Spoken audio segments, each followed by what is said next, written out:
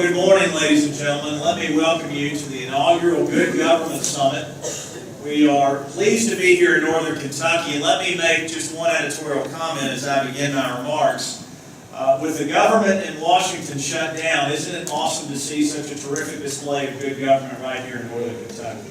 Give yourself a round of applause. Now, listen, I think we've got to be clear-eyed about acknowledging that we've had some difficulty in this region as of late. Over the last year, we have seen 5 or 6 significant cases of public corruption, ones that could be avoidable, and I think what's so striking about it is the degree to which it is out of character for this region of Kentucky that is known for being dynamic, a place to do business, a place for citizen engagement in the community. So what we're here today is not to assign guilt, it is not to point fingers, it is to discuss solutions. It is to make sure that the best and brightest minds from around the Commonwealth, people who have been through difficult situations before, have an opportunity to offer the benefit of their experience and insight to those of you who may be dealing with these issues and trying to remediate and clean up a difficult situation, or for those who are trying to avoid it altogether. We have brought together the best and brightest folks from my staff who do a terrific job of providing real accountability on behalf of the people of Kentucky. You know, not a lot of folks know that my office is responsible for auditing every agency of state government and every county government every year. Now that certainly leaves out a lot of folks, whether it be school boards, special purpose government entities, or any other layer of government that may not immediately fall under my purview. We are there when we're needed. So I think an important part of being the taxpayer watchdog is being proactive. It's about making sure that we have accountability measures in place, that we have policies, procedures, and controls that both prevent the kind of abuses that we have seen as of late, but also help us remediate those concerns when those abuses do occur. You know, government is about people, and anytime you involve people in serving as their own governors, there are going to be instances of abuse. Because we're imperfect. But the measure of how effectively we do our job is how difficult we make it for those who have larceny in their heart to do their misdeeds, and how quickly we can make things right when these things do occur. There are very good examples, in my view, of recovering from fraud, some here in your backyard. You'll hear from Mayor Diane Whalen, who helped turn around a significant instance of embezzlement in a community just down the road.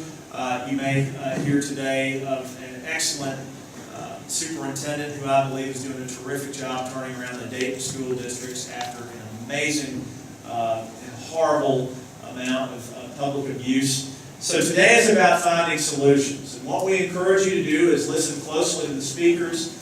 We intend for this to be informal. Everyone will be available afterwards. There will certainly be times for questions. So we can make sure that you're able to do what I know your top priority is as a public official. And that is to provide the people you serve with government that is fundamentally as good as they are. So getting to this today, I want to recognize our partners. Certainly this would not have been possible. What a terrific crowd without the support of the Northern Kentucky Area Development District. I want to thank them. I want to thank the partnership we have with NKU. I have never been in this building. This is extraordinary. I'm sure it's well known here in Northern Kentucky. But we need to make sure it's less of a kept secret for the rest of the state. I want to thank all of those who have worked to put this event together, and I want to thank all of those of you who have chosen to show up. I want to recognize our wonderful partner in the business of the public integrity business, which is the FBI, who will be making an outstanding presentation to you today about what to look for, what to avoid, and how to stay out of trouble with them.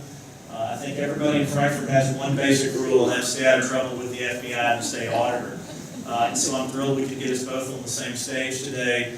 And I also want to recognize our state treasurer, Todd Hollenbach. Todd, where are you? Todd made the trip up right here in the back.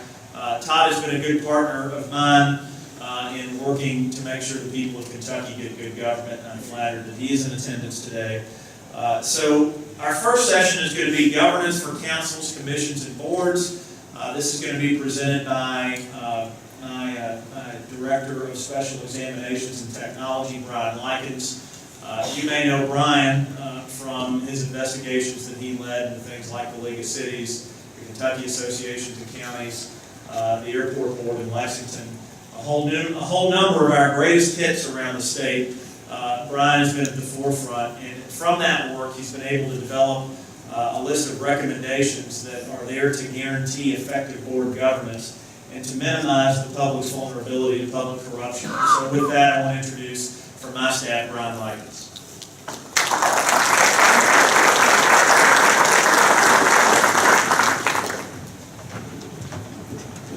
Good morning, and I'm glad that you all are here today for the Good Government Summit.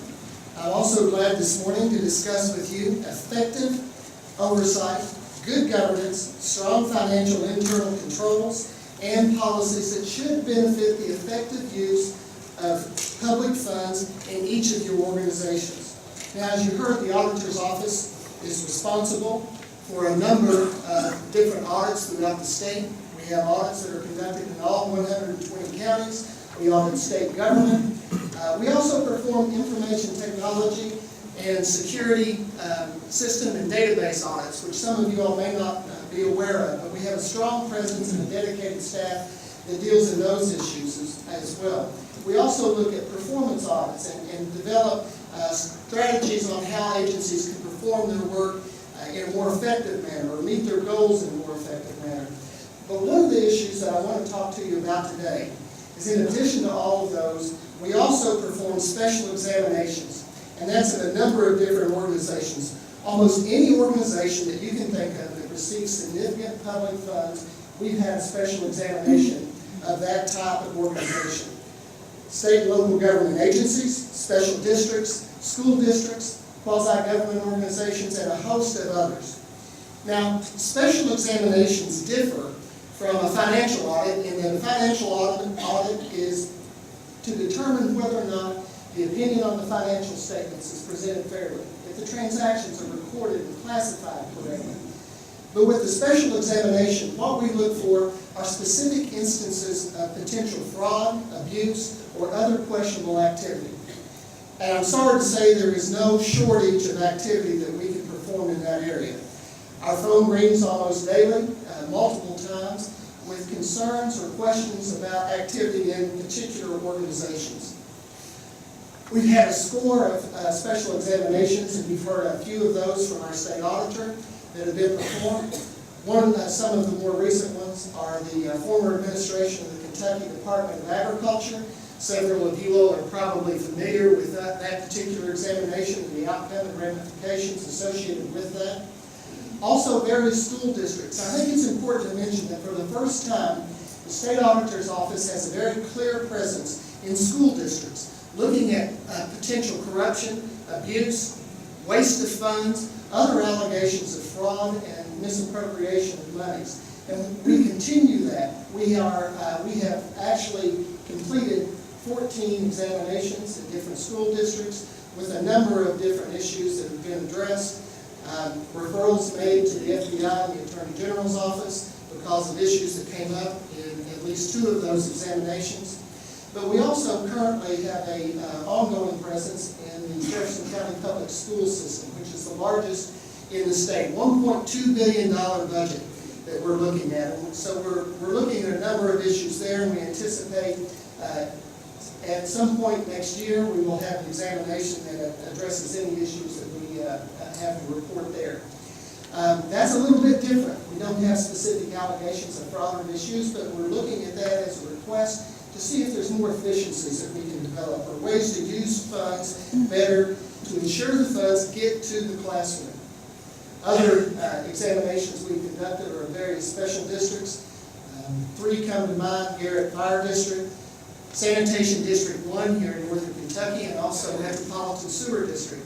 You will hear from the new executive director later today of the Metropolitan Sewer District to talk about the impact and the outcome of the special examination and how, as a result of that, the recommendations that were made, they have really restructured the organization and rebuilt that with new controls and new processes to make that a much stronger organization. So at the end of the tunnel, even though there are things that are identified in our special examinations, the goal is to make that organization a better, stronger organization, and I think we can see time and time again where that's actually occurred.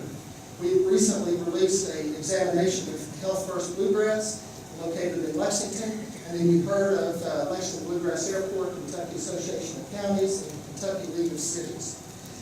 Now, these examinations are being performed during a time when resources are increasingly tight, and the old statement that every dollar counts isn't just a slogan anymore, and we know that because we live it every day. We're asked to perform more services because there's more needs, and to expand the services that we provide with dwindling resources. And I think that's something that all of us have in common, no matter what organization that we're associated with. Special examinations, as a result of this, have focused new attention on the need for public and nonprofit organizations to train their board members, especially regarding legal and fiduciary responsibilities. Let me just share one anecdote with you. When we were auditing one organization, a large multi-million-dollar organization, you would recognize it as soon as I said it. The executive director of that organization and the board chair were asked to come and testify before a legislative committee hearing to find out what had gone wrong and what they were going to do to address the issues identified in our report. As a result of that, the board chair, who was the mayor of one of our cities, testified, and she was very clearly spoken. And she didn't try to pull any punches with the legislature. She said, I have sat on 66 boards. I have chaired a number of those boards, including this one. And until this examination came out and I read the recommendations, I had no idea what it truly meant to be a board member for an organization. That was somewhat startling to me because this was an accomplished woman, a lot of responsibility, and yet she said no one had ever taken the time to truly train her as to what it meant to be a board member for an organization. It's imperative that board members understand their responsibilities, especially their legal and fiduciary responsibilities. When you talk about legal and fiduciary responsibilities to board members at times, I get a somewhat glazed look, and they say, you mean there are legal responsibilities associated with this function? Yes, and there are enforceable legal ramifications associated with your actions if you don't live up to the standards of your fiduciary responsibilities. Also, as board members and management, you need to ensure that there are strong policies, internal controls, and procedures that are in place and that have been implemented and are consistently functioning. Controls and procedures, internal controls, I'm an auditor, I understand those things, I get excited about those things. I also recognize that very few people in the world do. Those are the types of things that people's eyes kind of glaze over. But in the examinations that we performed, and some of the examples I gave, and a host of others, as we got into the examination and the board members and management saw the need for these controls and the outcome and the ramifications of not having them in place, their eyes weren't glazed over anymore. They were calling us and asking for assistance in how to implement controls that are strong, asking for training, asking for seminars such as this so that people could be encouraged to get involved in those types of activities in their business.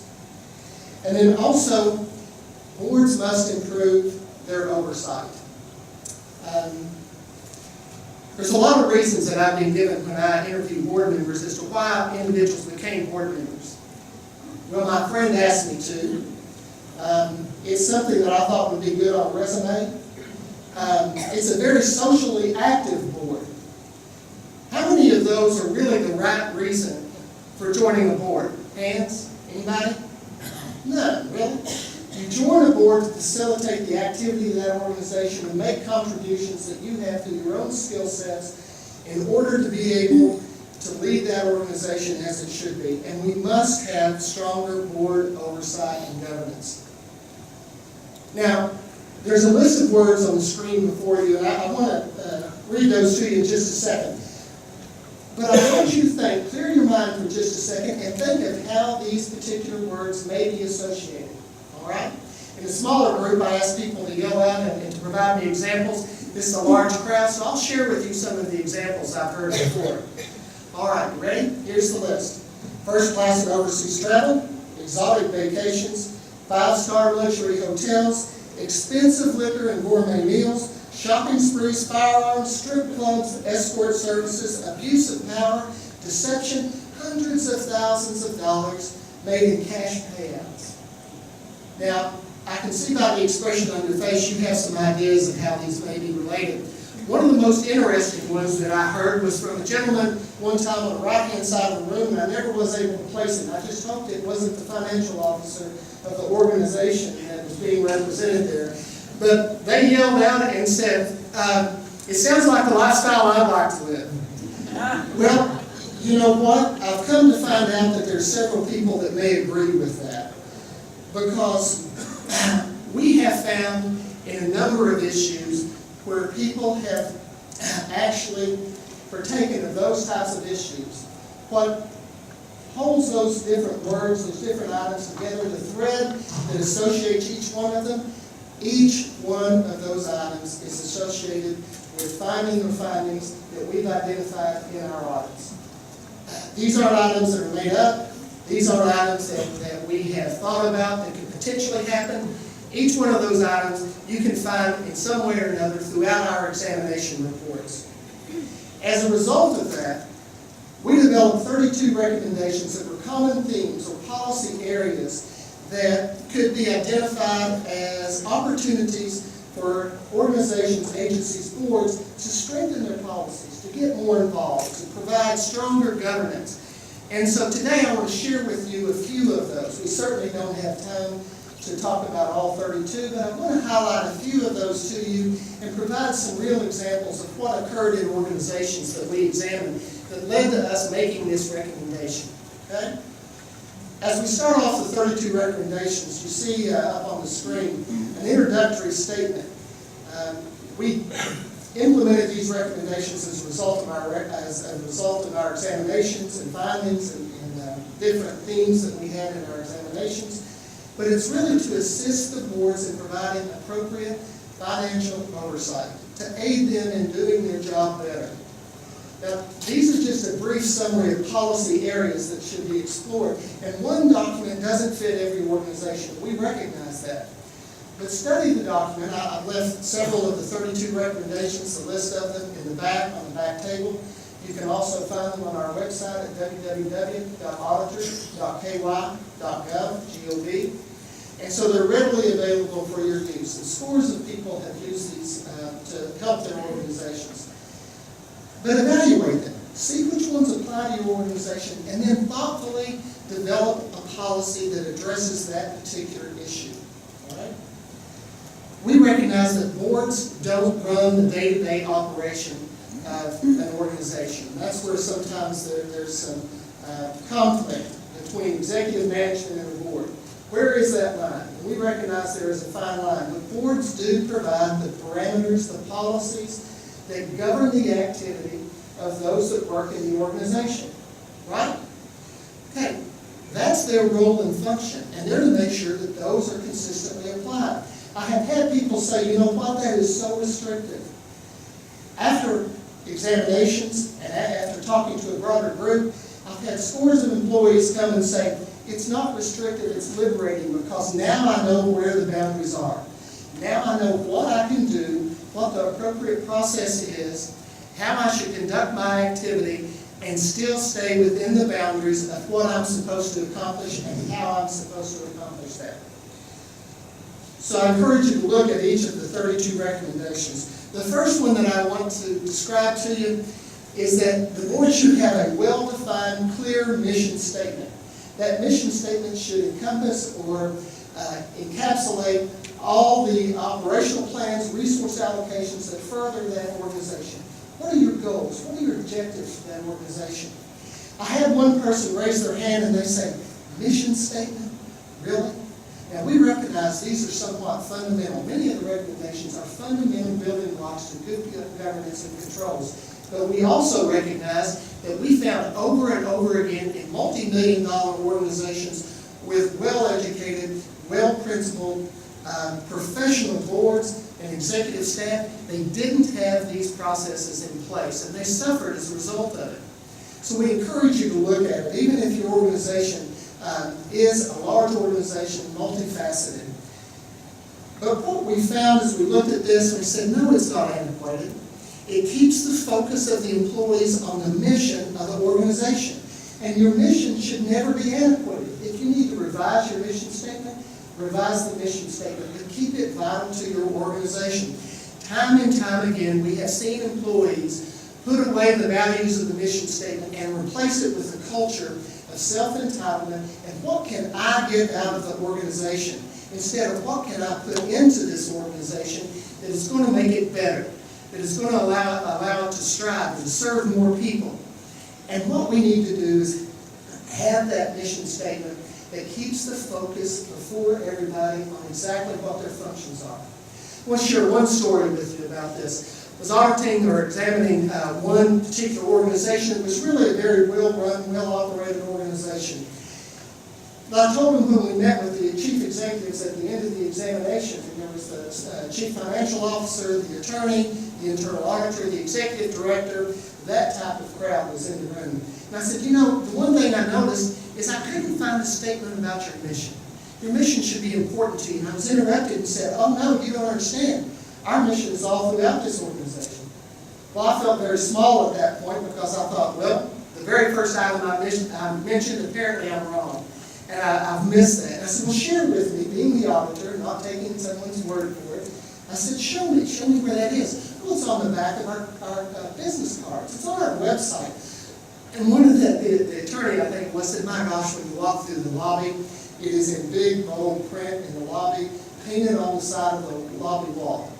Well, I felt even smaller at that point, and they said, here's a business card. They held up a business card, and they turned it over, and guess what was on the back of that business card? Anybody? Nothing. It wasn't on the back of the business card anymore. They were somewhat baffled, contacted the person in charge of that, and they said, remember, we were trying to cut back costs. It cost more money than we had anticipated. So we don't have that on the back of the business card anymore. Said, oh, okay, the internal auditor, being a good auditor, as we typically are, was taking notes on the laptop and said, here, I pulled up the website. I'll let you look at the website. I said, great. He said, it's right here on the, let me call our IT person. They said, well, don't you remember about 18 months ago we redesigned that web page? And at the end of that process, we couldn't really decide where to put this because there was so much really valuable information we wanted to put out there. So we never really put the mission statement back on the web page. It wasn't there. We walked around to the lobby. There was a wall similar to that, a nice beige color, painted very nicely. But guess what was not on that wall? We saw no wording whatsoever. And I looked over and all of them were standing like this, just kind of in amazement. And the receptionist heard us talking. They said, are you all talking about those words that used to be up there? Those phrases? I said, yes. And she said, well, about 2 years ago, we painted over that wall. And that hasn't been there for some time. I tell you this story not as a cute anecdote, but because it is so easy every day to get accustomed to your environment, to get accustomed to those subtle changes that occur and never notice that they're actually happening. It's so easy to walk through there. They walked through that lobby every workday to their office, and they swore, and they were convicted and believed that their mission statement is on that wall. I encourage you to make sure that you look at your organization with fresh eyes. Don't become complacent. Don't let things suddenly creep in that you hadn't really noticed. Notice what's going on. Notice if there's subtle changes. Notice if there's a change in your employees. If there's something going on that you really hadn't noticed. Because these subtle changes can creep in, and before long, you're like those people that thought their mission statement was all through their organization and it had dropped off from that. So I encourage you to do that. Another very important recommendation that we made is to facilitate the development of an annual orientation program and a manual where significant information can be placed in that manual for your board members and be updated routinely. We hear two things from board members usually when it comes to information that comes from the organization. We get almost nothing, which obviously is bad, where we get so much we never can keep track of it, and that's equally as bad. Help your board members understand or take the responsibility as a board member yourself, how to organize that information, when to update it. Give them an opportunity or a tool to do that with. It's important that that orientation have structure to it, that you look at how the organization is operated, you understand the financial activities, the presentation of the financial activities, your financial position at that point in time. Make sure that you have the bylaws discussed, any statutes or regulations relating to the board. The financial audit, provide the latest financial audit to your board members so they can get acclimated. We also recommend that the orientation be provided by a third party, a knowledgeable, well-informed third party. Now there's reasons for that. One of the reasons for that is typically what we see when we hear from boards or management. Yes, we have an orientation process. What we see is that it consists of a meeting between the top executive usually and the new board member. They come in, they have a 15-minute, 20-minute discussion in general. They tour some of the facilities. They may meet some hand-selected employees that will say all the right things, that will shake their hand and smile and talk about what a great job management's doing. And then they have a fabulous lunch. I have asked board member after board member, what do you remember most about your orientation? Do you know what they've said? To a great extent, I remember the lunch. It was a great lunch. That is not what they should remember about the orientation. Have a strong orientation process. The reason that it should be facilitated by an outside party is because it is important that a board member receive unbiased information and that they receive robust, full information about their legal responsibilities, their fiduciary duties, and the types of things that they should be monitoring as a board member. If it's conducted by a member of management, and if that management isn't as forthright and have the integrity that they should, they may not share everything with the board member that should be shared. So you end up getting a very dumbed down or a very diluted process in that orientation. Look at your orientation process. Another recommendation is that the board should ensure that during the board meetings there is enough flexibility within your structure where you call on different individuals for information. Time and time again, we have seen issues where there is a board meeting, all the chief or top executive management appear, but the only person that speaks is the person that's the chief executive. Sometimes that's by design because he's told the others to sit back quietly, to be there and to be supportive, and when he speaks, nod. We've actually had statements like that. But as a board member, call on different people within their areas, the executive director over your personnel or your payroll clerk. Call on your financial director to give information to you directly. Don't rely on one point of view that may not want certain items to be shared. One of the reasons that is so important is on several occasions we had people tell us as we were interviewing them, when we started hearing horrific issues with fraudulent expenditures and abuse and waste and just a number of things, conflicts of interest. I said, why didn't you ever tell anybody? They said, I would have. I remember one lady sat straight up in her chair and she said, I would have. But you know what? Nobody ever asked. And I didn't have an opportunity to go around my boss until somebody asked me. As board members, get involved, get engaged, ask appropriate questions, and ask it from a variety of individuals. They would have shared that in a number of cases, I think. Had that information been shared at the appropriate time, things would not have escalated to where there were criminal referrals and other referrals, and management was replaced, either resigned or replaced. Another significant recommendation, and I really think that a large percentage of the issues that came to our office, and maybe even made it to the press and out into the public, would never occur if this particular recommendation was followed. Should have an independent process to receive, analyze, investigate, and resolve even anonymous concerns. Typically what we find is that if there is a concern in the organization, where is that concern addressed? To your supervisor. If it's not resolved there, then it goes to the next level of supervision. Finally, it goes to the head of the agency, right?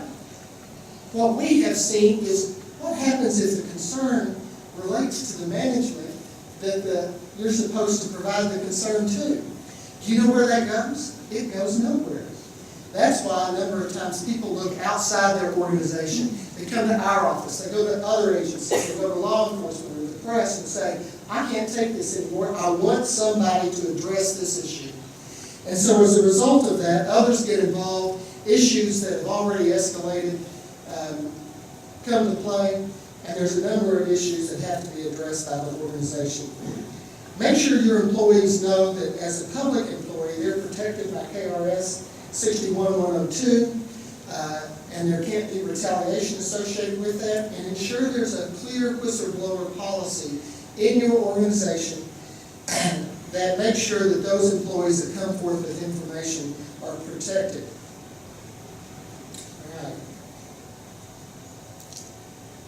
Another recommendation. If you see the numbers on the recommendations, you'll see aren't in order because I have selected them from the 32. The board should adopt a code of ethics that includes standards of conduct for its board members, its officers, its management, and all of its employees. We have seen several times where really there's a good ethics policy in place, but it only applies to the employees, not the executive staff and not the board members. We have also seen times where the ethics policy is woefully inadequate. It should address things such as standards of ethical conduct, confidentiality, conflicts of interest, nepotism, gifts, honoraria. A number of things that should be addressed in those particular areas must be viewed and ensured that they're addressed by the agency. All right? Let me give you just a couple of stories. Our time's running short, and I've got a lot more I want to share with you. I want to share a story with you. What do you think about an individual whose primary function is to procure a service of a large organization to perform multi-$100,000 contract for the organization? Some of the primary business of this organization is sent to a third party. The individual goes through a process, not really a prescribed process because this organization didn't have policies in place on how to procure certain services and things. They do now, but they didn't at that time. They procure this service, then the individual takes on an individual contract with this same company and is paid approximately $50,000 annually to be a consultant to this organization that they just hired to run the business and the operation of the organization that that person is supposed to oversee. Not only does that happen, but this executive director also has a company in which they're a partner, and that company enters into a contract with the third-party provider. How can you possibly oversee that organization? Make sure you're getting the best rate, they're performing the rate of the information or the job that they should, if you have those types of conflicts. Other conflicts exist as well. Another organization hired a third-party provider, and within just a few weeks, 3 members of the individual that hired the third-party provider, 3 members of his family was now employed by that third-party provider. All of a sudden, he and other members of the organization were given free trips for a week, or sometimes longer, to a nice southern Caribbean island, where all expenses were paid by that vendor. Also rented a house, or not a house, but a business, a building, from the wife of the person that gave him the contract. The conflicts went on and on and on. That was almost a $600,000 contract. They didn't even have a contract in place. There were no terms or conditions. It hadn't been reviewed by the board. It hadn't been reviewed by the attorney. So serious issues that need to be addressed. Look at your conflict of interest statement and make sure it's robust enough. The next one, board should ensure that they define clearly and document all employee benefits in a fair and equitable manner. If there's taxable results of that, taxable issues should be addressed appropriately. See a number of times where tax issues were not addressed appropriately, and there's taxable benefits that should have been accrued to that individual's income, and they weren't. In this particular area, one executive alone was given memberships to sports clubs, theater memberships that were out of state, at least one of them were out of state, dinner clubs, international organizations, gymnasium memberships, multiple gymnasium memberships, and the list went on and on. Over $36,000 annually was provided in dues or fees for memberships for this one employee. Do you know how the board knew about that? They read about it in our examination because they had no idea that these types of benefits were being provided to their employees. It's another story, but they also had no idea what they were paying their executives as well. And that leads me to this one. The board should approve a compensation package of the organization's primary executive and be aware of the compensation provided to other executive staff. We have had on multiple occasions executive directors that made in the hundreds of thousands of dollars, benefits that most people could only dream of, and the board members were not aware of what the members were compensated. Not only were they not aware of the compensation, they also had no idea what the compensation was based on.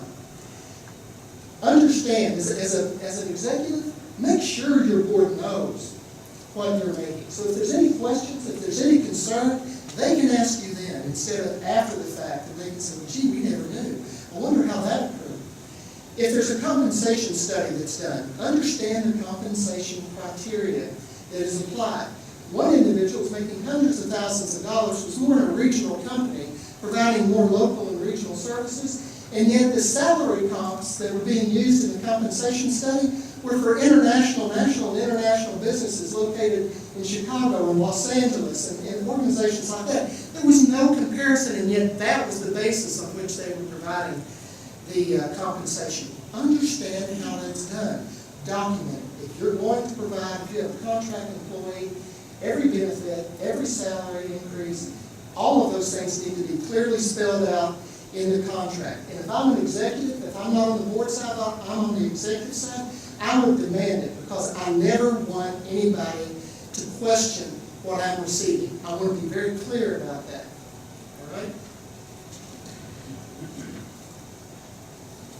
Just a couple in wrapping up. A transparent, competitive selection process for the procurement of goods and services. There are organizations that do not have policies for procurement. They do not have procedures on how to procure. We recently looked at one organization, and by statute, they were supposed to follow certain procurement procedures.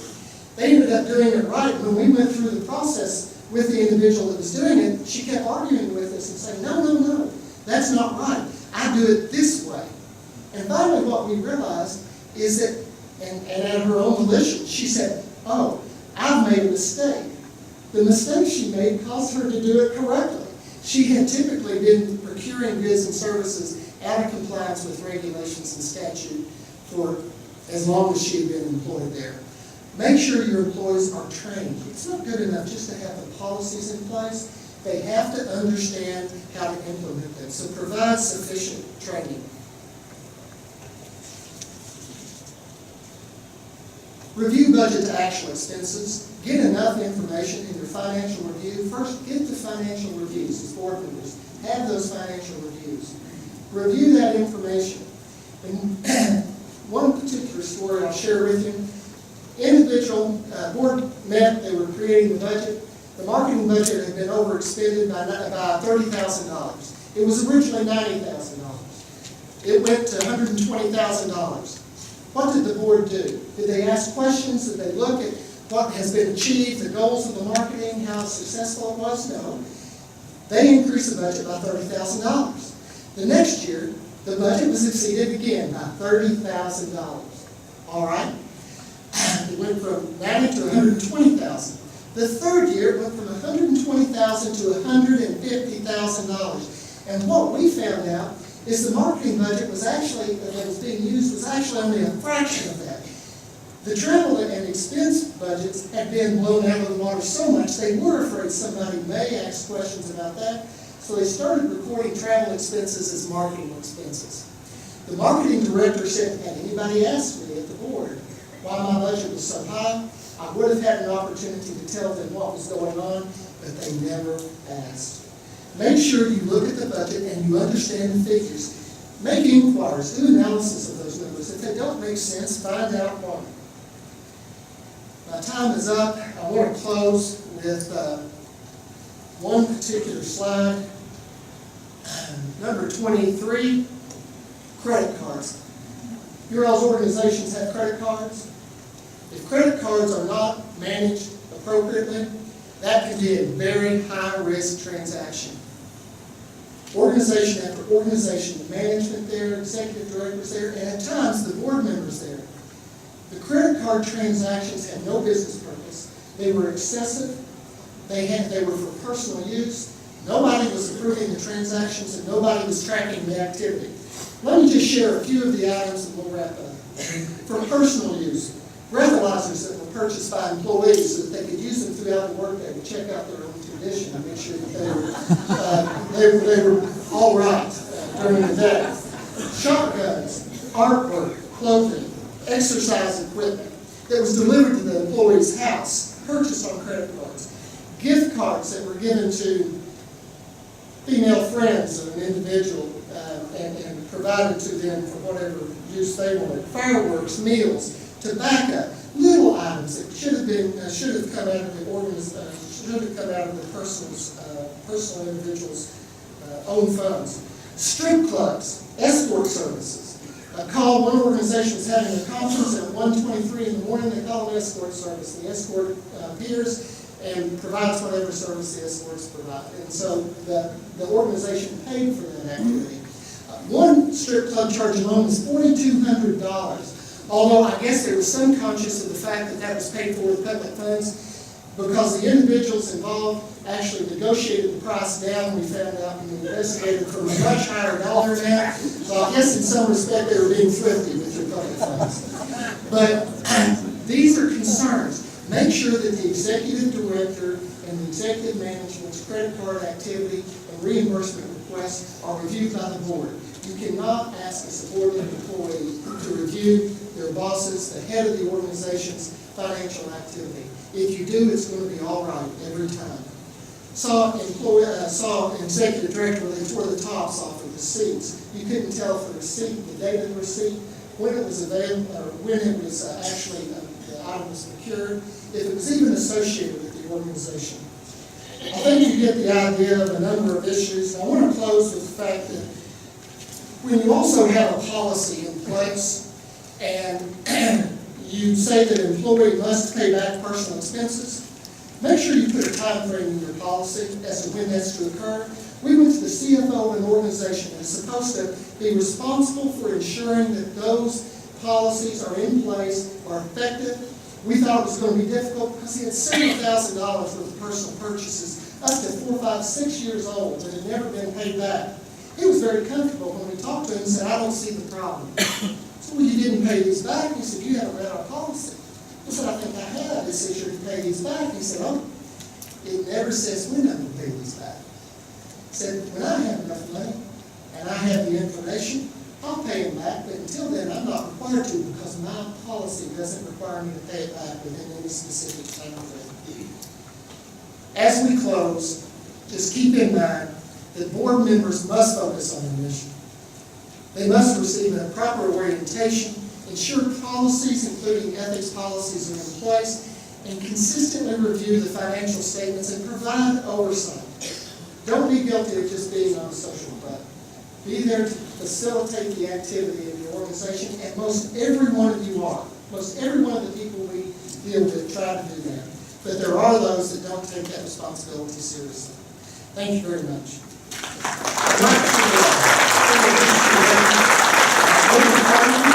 Is the Assistant State Auditor, and she's going to talk to us about policies for sound financial management.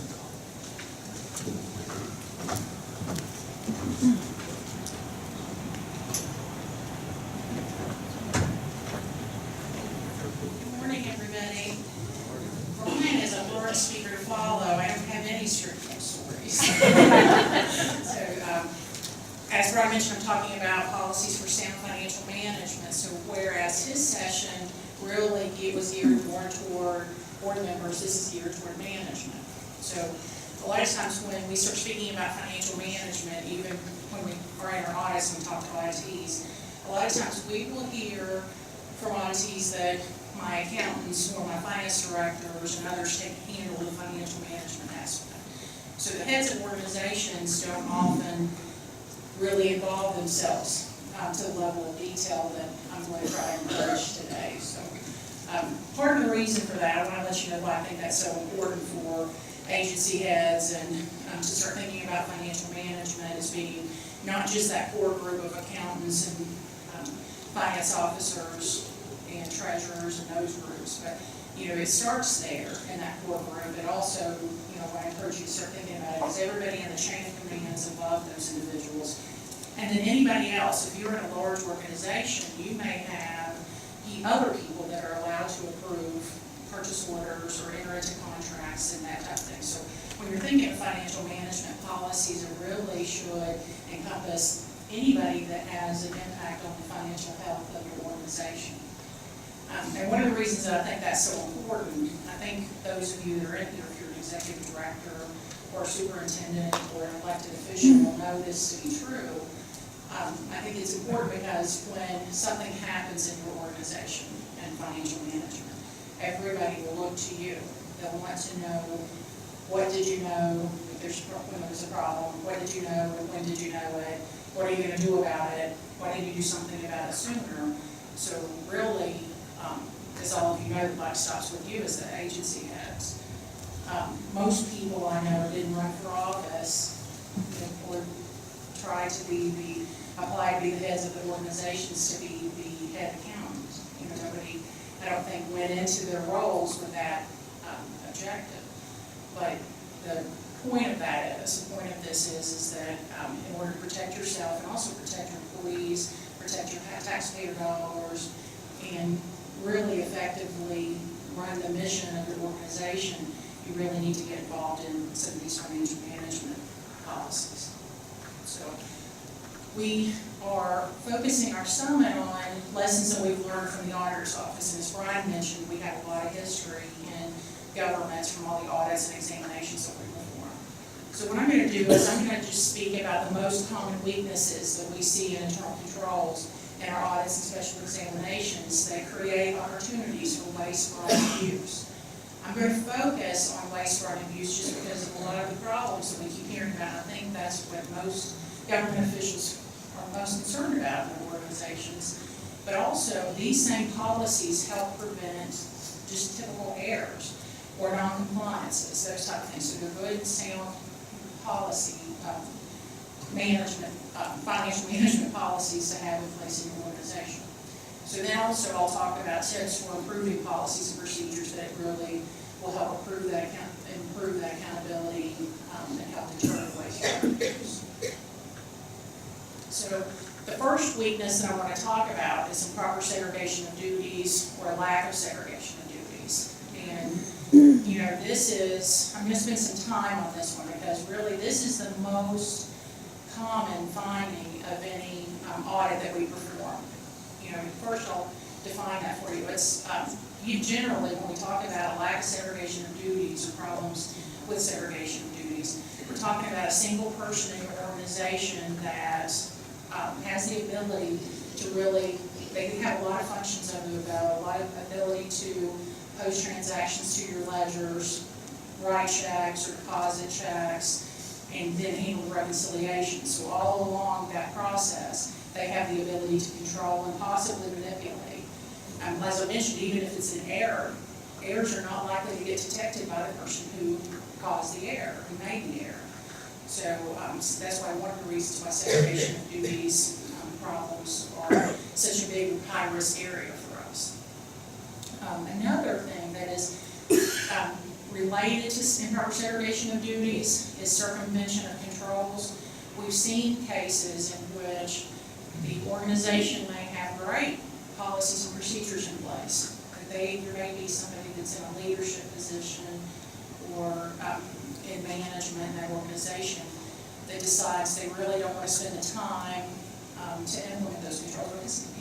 Policies and procedures, when you implement them properly, they do take some time, they do take some attention. So we've seen things like pre-printing or rubber stamping of signatures on checks, when there's, especially when there's a dual system dual signature system of checks. What that does, even though that's a circumvention of controls, that basically negates that control altogether, so it causes a segregation problem. It puts in the hand of that person who's circumventing that control really too much control, so that problems can't be, errors can't be detected. Another thing that we see periodically in our audits is pre-printed purchase orders that have the approval signatures already on them. And so that's another way for, if you're in the leadership of your organization, that may be another time saver, but in reality, that allows a person who may be printing out those approvals to make purchases, to establish fake vendors, and do a lot of different things in the organization that you really want a control in place to detect. Whoever's job it is to approve those purchase orders, that person should really look at that process as a way to ensure that money that is being spent for those types of purchases is really necessary and reasonable expenses of your government. So another way that we see circumvention of controls is through password sharing.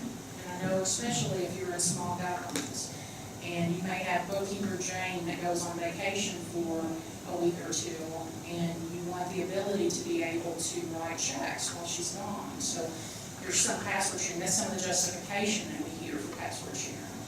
And even though as the head of the organization, you may say to yourself, you're willing to take on that level of risk just for a week, or you're only talking about a week or two while bookkeeper Jane's gone. The problem is, 9 times out of 10, Jane doesn't change her password when she comes back from vacation. So whoever she shared that password with is going to have that. And once she's back, you're not going to be able to tell, as management in your organization, whether bookkeeper Jane entered that transaction into your system or somebody else did, whoever she's sharing the password with. So it causes a lot of problems from that respect. And there's a lot of other things in password sharing, a lot of other ways that it can cause problems, but that's one of the things that we see. So, when I mentioned that it was the most common finding of the auditor's office, one of the things that I should also say, it's also the most common repeat finding. So it's not just a one-year finding and then it goes away. And a lot of times, there's small governments and they have maybe one bookkeeper on staff, so they have a really difficult time segregating duties. But, and so, I wanted to mention, there's other reasons why an agency, if they know this is a high-risk area and that there's potential for, if they have too many controls in the hands of one person, that it could cause, increase the risk of waste, fraud, and abuse, and why do they allow it to happen? So one of the reasons that we see is that agency heads and officials may not feel like they have the, necessary background or expertise to question their financial staff.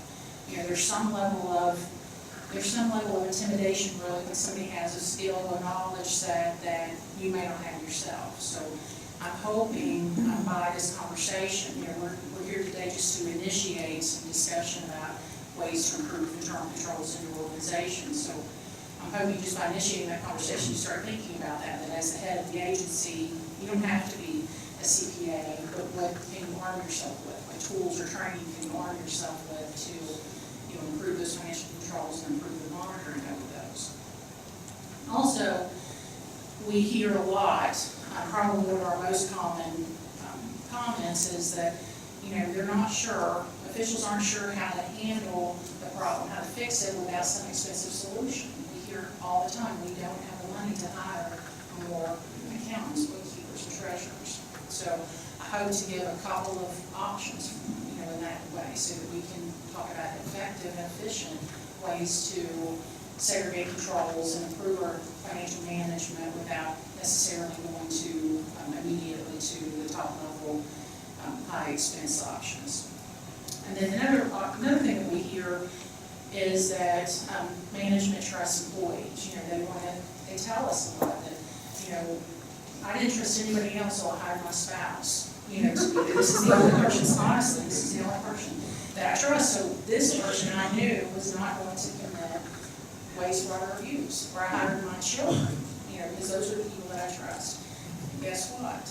In the Commonwealth, we have had cases in which people's spouses and people's children have stolen from their agencies.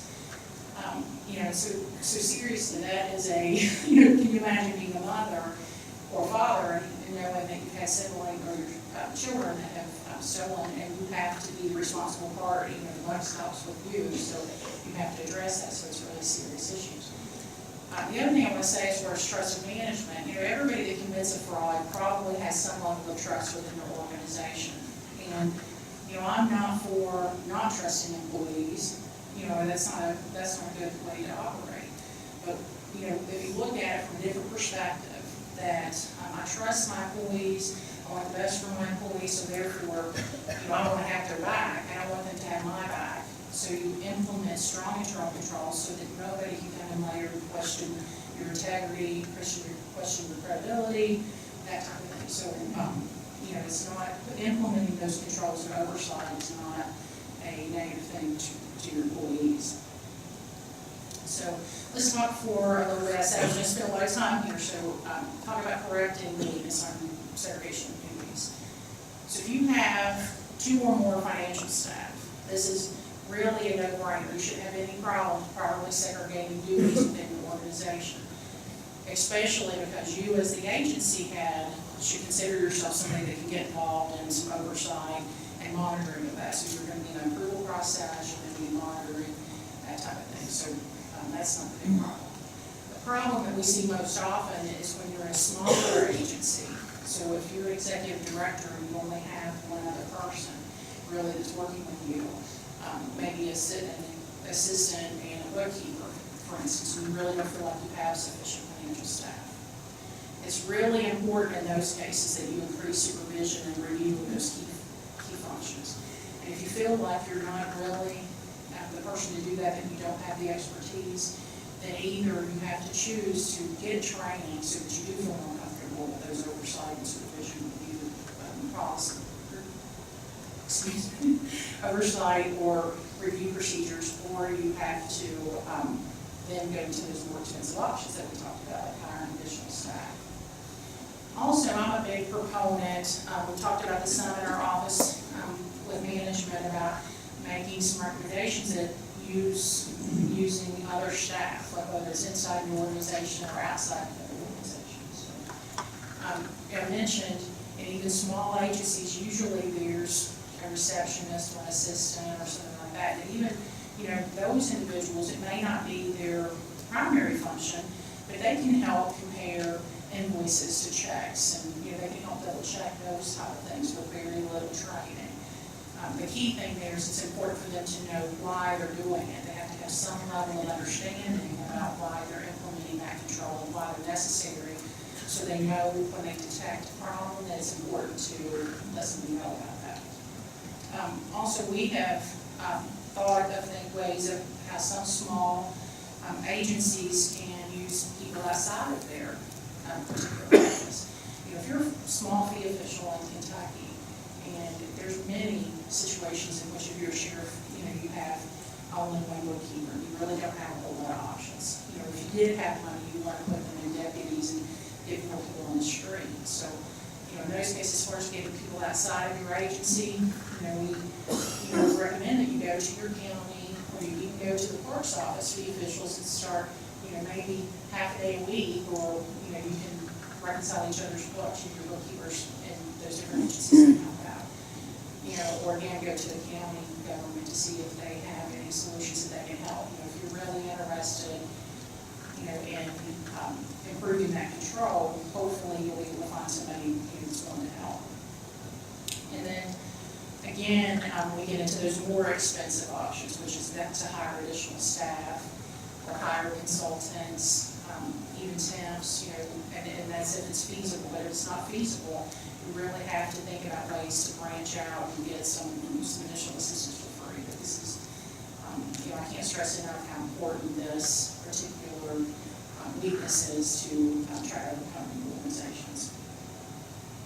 Also, I just want to mention, I'm going to say this again in a little bit, but tone at the top, of your organization, you probably heard that a lot. It's no more important than it is here in your financial realm, but if you have an improper segregation of duties in your office, you want to make sure that that individual that has too much segregation knows what your expectations are, that you expect accountability and transparency.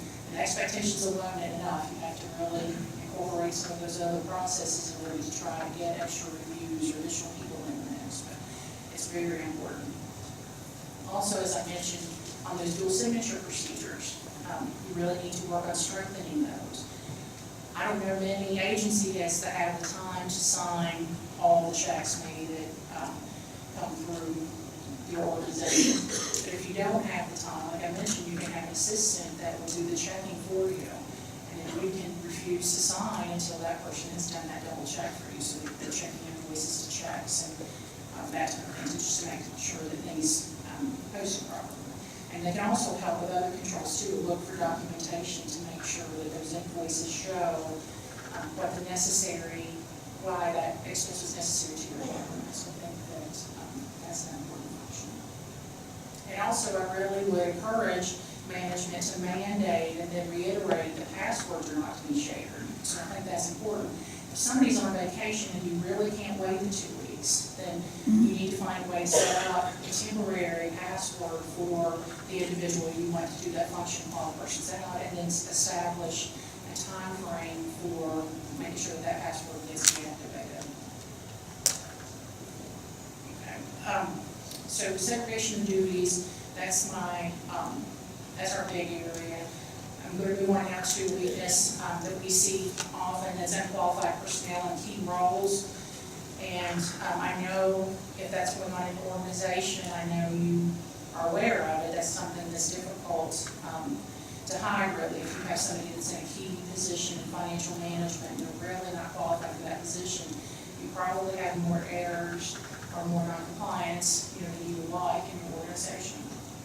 So when you do have unqualified employees, and I'm not talking about, the need for people to have 4-year degrees, accounting degrees, or CPAs. Some organizations are not so complex that they need all of that. So I'm talking about well-trained staff that understand not just how to perform their job, but why they're performing their functions in the way they are.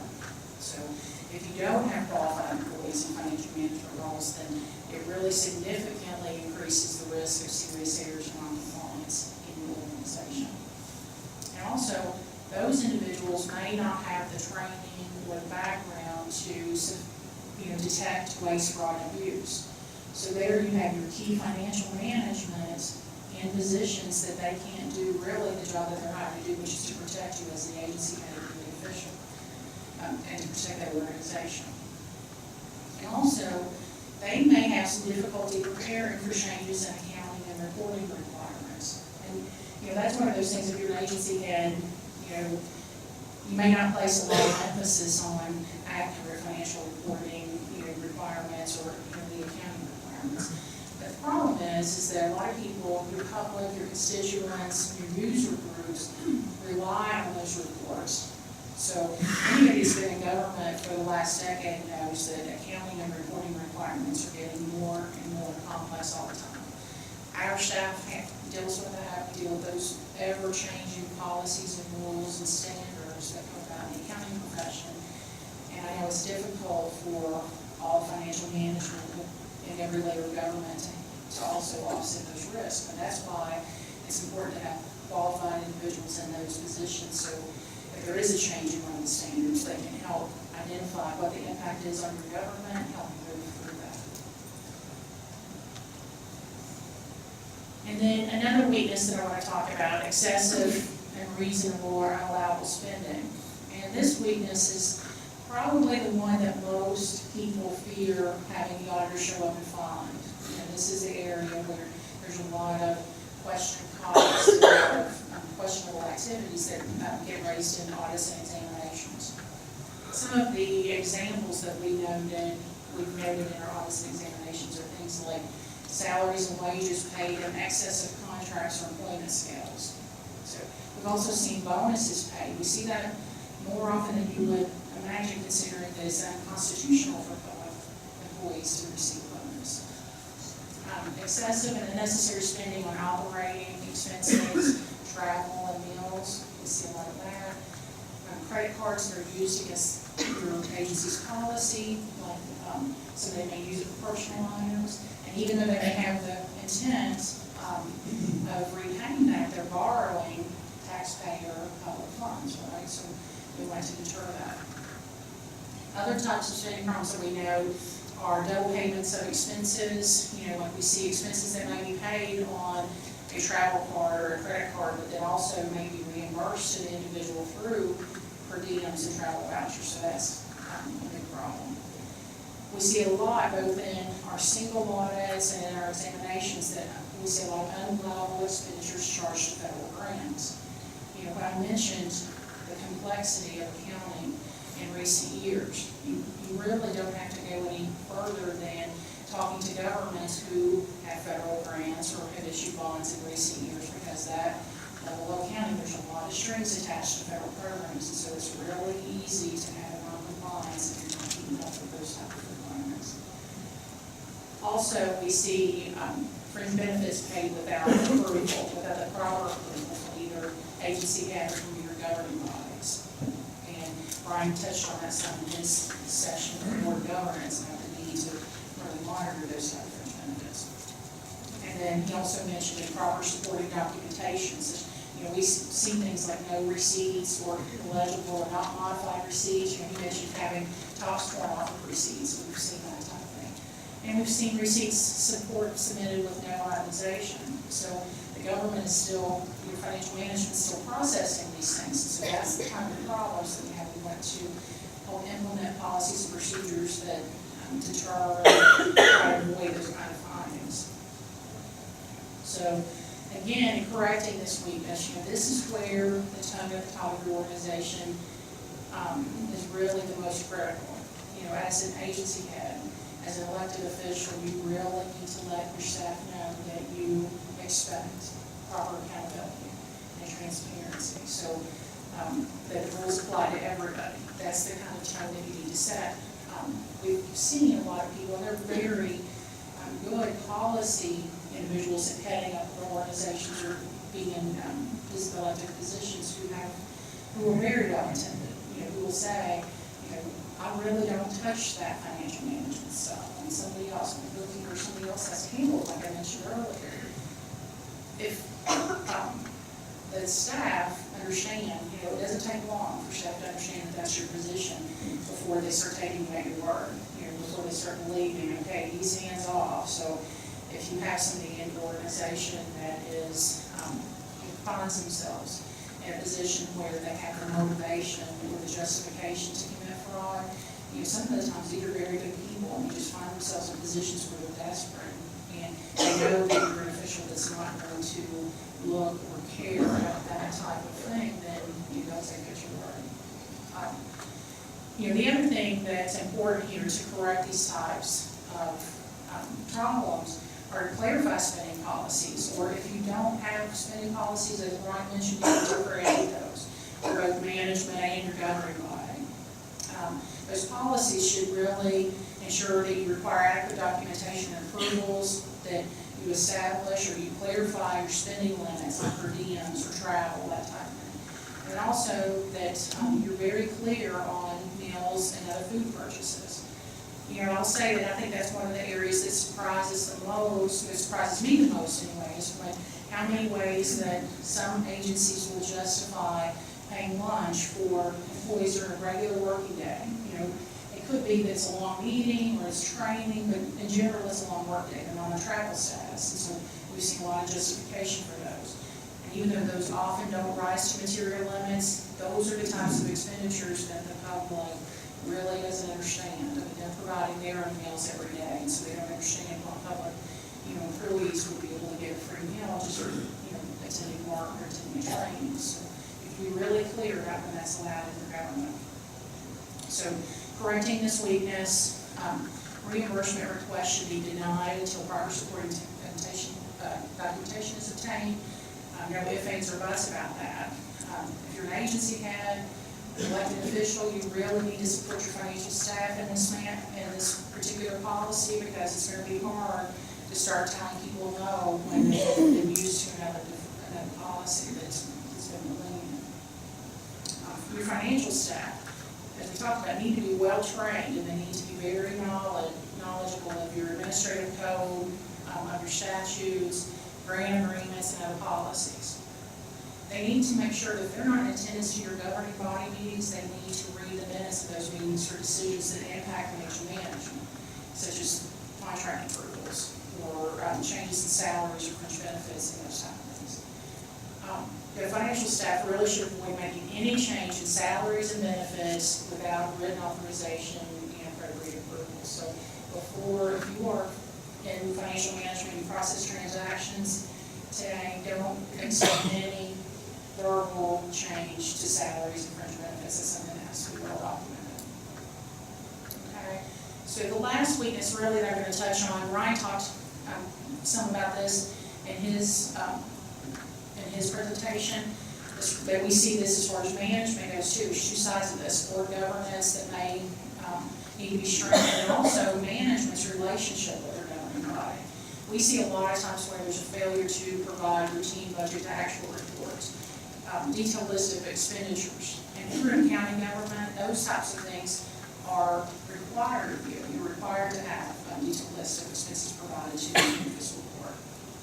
We see the board not really getting information on contracts and bids and projects, and even information on employees. And even when this information isn't necessarily required in your organization, not being asked for by the governing body, it's good to give it to them because it does build a relationship of trust with your governing body, and I think that's very important.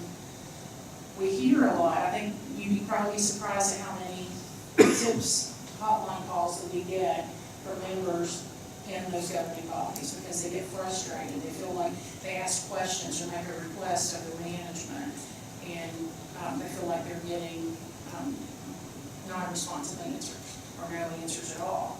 So those types of problems tend to lead to integrity questions. So it's important to build your relationships with your governing body.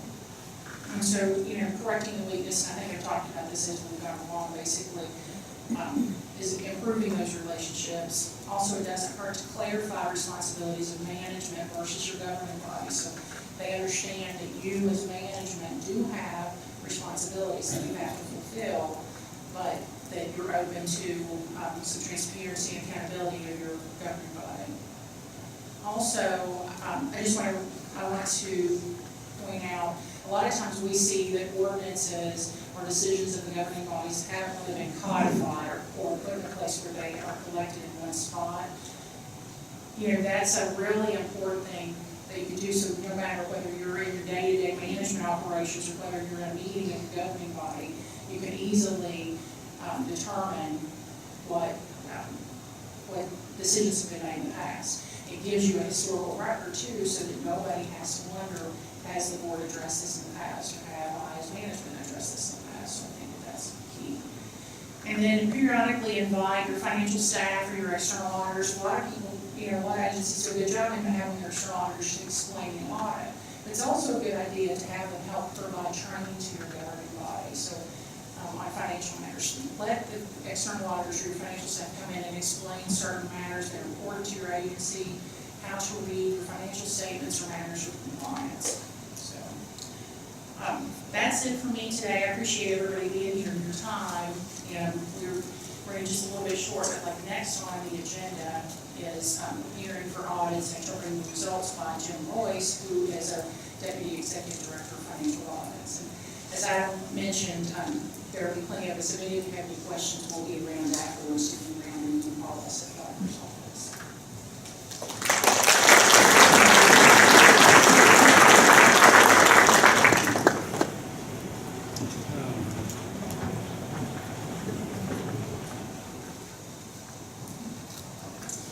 Good morning. I'm glad to see a great turnout for this. It shows that you think good government is important, and it helps establish what Libby said, the tone at the top of your organization. What I'll be going over today is preparing for audits and interpreting the results after the audit is finished. Having an audit should not be treated as something you just have to have because it's required by KRS. It should be used as a learning tool and something that helps be part of your policies and procedures in place to help deter fraud. It's another layer of checks and balances that we hope that you have in place to help deter that fraud. When you have your audit, everybody wants to have a successful audit. Everybody wants it to have no comments, a clean opinion, and everybody wants it, like your flu shot, to be painless and over quickly. So in order to have a painless and successful audit, you need to know what your responsibilities are as management. The auditing standards have 8 key management responsibilities, and I broke those into 3 categories. Have your records ready, policies, procedures, internal controls and agreements, and communication is key. Also, to have a successful audit, you need to make sure you learn from your audit and correct prior to your findings. So let's go over what your responsibilities are as management. The first 3 responsibilities is to prepare and present the financial statement to the auditors. You need to make sure all financial records and related information is provided to the auditors, and that you're responsible for the accuracy and completeness of that information. So this is the category that I have put it in, have your records ready. It's important to know what the auditors needs in order for you to have a smooth audit, for it can go quickly and painlessly on you. So ask your auditor before they arrive, maybe for a list of records they need, or remember to keep the list from the prior year. There's always a set of key records on any financial audit that every auditor will need. So make sure those are ready. In order to have a successful audit, you also want to make sure these records are organized, easy to find, reconciled, and correct. In one audit we were doing, I remember, the treasurer always would, when she would get her records, she would put them in a file cabinet. She would put all her bank reconciliations in order, put them in the file cabinet. She kept her list from the prior audit, had the records in the file cabinet, and once we arrived, she just wheeled the file cabinet into the place we were working. While you don't have to be that organized, you should at least have those records available and organized when the auditors arrive, because it helps save time. Because being unorganized costs time. In another audit for bid files, I remember it took a couple of days just for the official to find the bids, because they didn't know if those bids were at the road department, at the parks department, which vehicle did they bid out? Was it filed under the dealership name? Was it under the type of truck? So it took a couple of days just to find the bid documents. So, time is money. It costs more for us to stay there while you spend that time looking for these records. So make sure you are organized.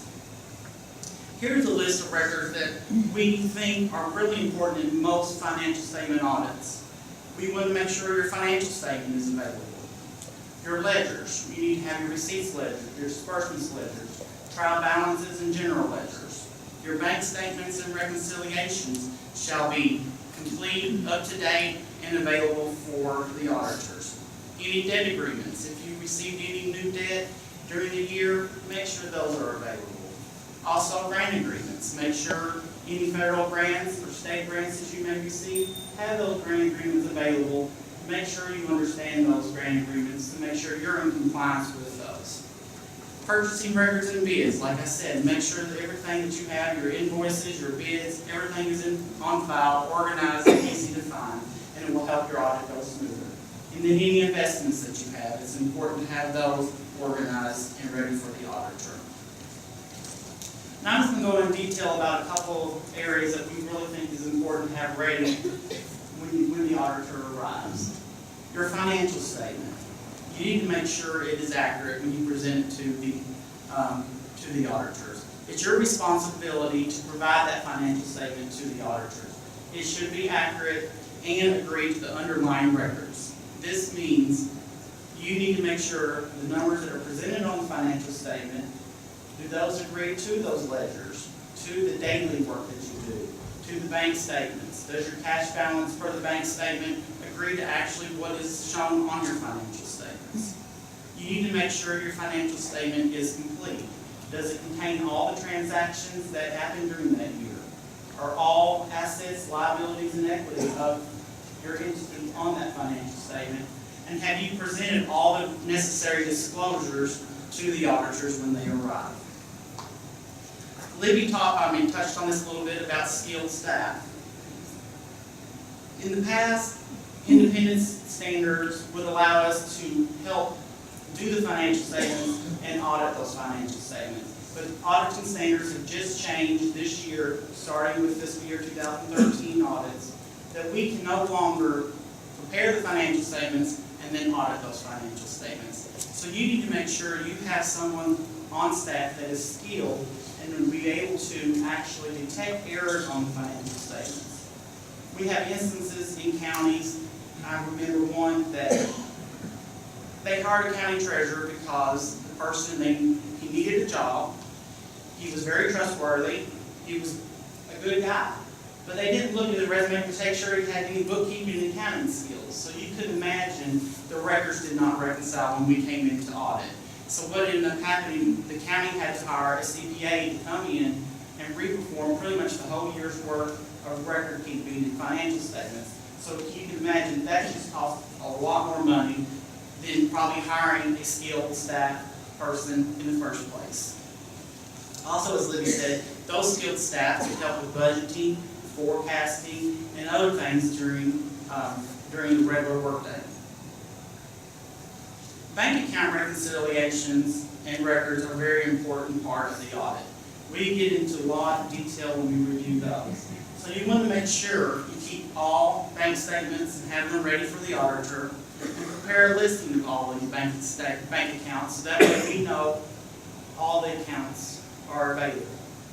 And the important word there is all. We just had this the other week. One of our auditors came in and saying why it was taking him longer to finish an audit. He said, well, when he was trying to reconcile the financial statements, he got the bank statements that they provided. He spent all this time reconciling. It just wasn't reconciling. So he went down to the treasurer's office, said, I cannot get this balanced. I've spent a day or two trying to get it all balanced. What's wrong? So, well, do you need these bank statements too? I said, yeah, that would help. So once you got all the bank statements, the reconciliation, it reconciled just like that, no problem. So that would have saved a few days there. Also, make sure your bank records are reconciled to your ledgers. It's not just a simple reconciliation of what checks have cleared the bank and your deposits in transit. You want to make sure those bank records agree back to your ledgers. What you have as receipts coming through your financial statements, does that agree to what you have in the bank as revenue? Same for expenditures and cash balances. Everything reconciled to the financial statements. If you have any discrepancies, make sure you investigate those immediately. Do not let them go. Just stay building up, and get harder and harder to find the longer you wait. Make sure you close out your old bank accounts. This has been a high fraud risk that we have seen in several of our audits. These old bank accounts that set back, don't have a lot of money in them, and no one really looks at these. People see that's an opportunity to commit fraud. Since no one's really looking at these accounts, they can manipulate the money that's in there, use it for their personal needs, and maybe no one's ever going to see those accounts. Your payroll revolving account. Make sure that is reconciled, and there's a minimum balance in that. Revolving accounts should not be carrying a large balance, and if there is a balance in there, you should know what that is for. You need to document that reconciliation process. When we come in to do the audit, we would want to know who does that reconciliation, what processes do you have, does someone review that reconciliation? So it's important if someone does review the reconciliation, maybe they sign off on it to show that yes, these amounts agree to the ledgers. Know who has signature authority, that way you know who can sign check, who can't. And if you close out a bank account, if someone leaves, make sure you remove those people from the signature authority. The next three management responsibilities have to deal with what I call policies, procedures, internal controls, and agreements. As management, you are responsible for the design, implementation, and maintenance of internal control procedures and for the preparation of the financial statement. You're responsible for the design and implementation of programs and controls to detect and deter fraud, and you are responsible for identifying and ensuring that the entity complies with all applicable laws, regulations, grant agreements, and contracts. When we audit to the laws and regulations that are on the books. We audit to your policies and procedures to make sure you are following what you say you are supposed to follow. We test your controls to ensure what is in place is actually working. So if you have clear written policies and procedures that are communicated to all your employees in the office, that helps everyone see what is important to you, what is in place, and what they are supposed to be following. Some key places where these policies and procedures are found are either in your administrative code, your accounting and financial policies and procedures, your personnel policies, employee handbook, grant agreements, and debt agreements. Here you would kind of spell out what are your policies and procedures on purchasing, what are your policies and procedures for things like overtime, timesheet, record keeping, things like that. What is your accounting policies? When do you recognize cash? What is your basis of accounting? Things like that. You need to have those policies and procedures spelled out so everyone knows, and that also the auditors come in, they know what to expect. Because like I said, we audit to your policies and procedures. Communication is key in the next two management responsibilities. You're responsible about informing us of any suspected fraud that's affecting the government and any knowledge of any suspected fraud from communications from employees, former employees, or other regulators. And you're also supposed to provide us access to anybody that we need to talk to in the agency to obtain any audit evidence. The auditing standards require us to plan our audits based on risk. So if we know up front what the audit risks are, we have talked to you, know if there's any fraud risk, we can plan our audit and implement those testing procedures all at one time. If we wait till the end, and it has happened in audits that when we were getting ready to do the exit conference, they said, oh yeah, by the way, we did have to fire one employee because he or she was stealing from some voids or something like that. So we had to go back, stop, reevaluate the process, and do additional testing when we pretty much had finished most of the audit. So like I said, if you know up front what the fraud risks are, make sure you inform us of that. And two key places to inform us about fraud or any changes is first one, the entrance conference. Make sure you set enough time aside to spend time with the auditors to tell them about any significant changes that has occurred during the year. Were there any key personnel changes, new computer systems, new taxes or fees that you implemented, or any new laws and regulations that you have to be complying with? Also discuss if you had any prior findings, how did you correct those prior findings? Like I said, alert the auditor of any significant changes during that. The next place would be the fraud interviews. Auditing standards require that we meet and interview management and employees of the entity to inquire about fraud. Once we do these interviews, this is how we set our audit plan up to address those audit risks.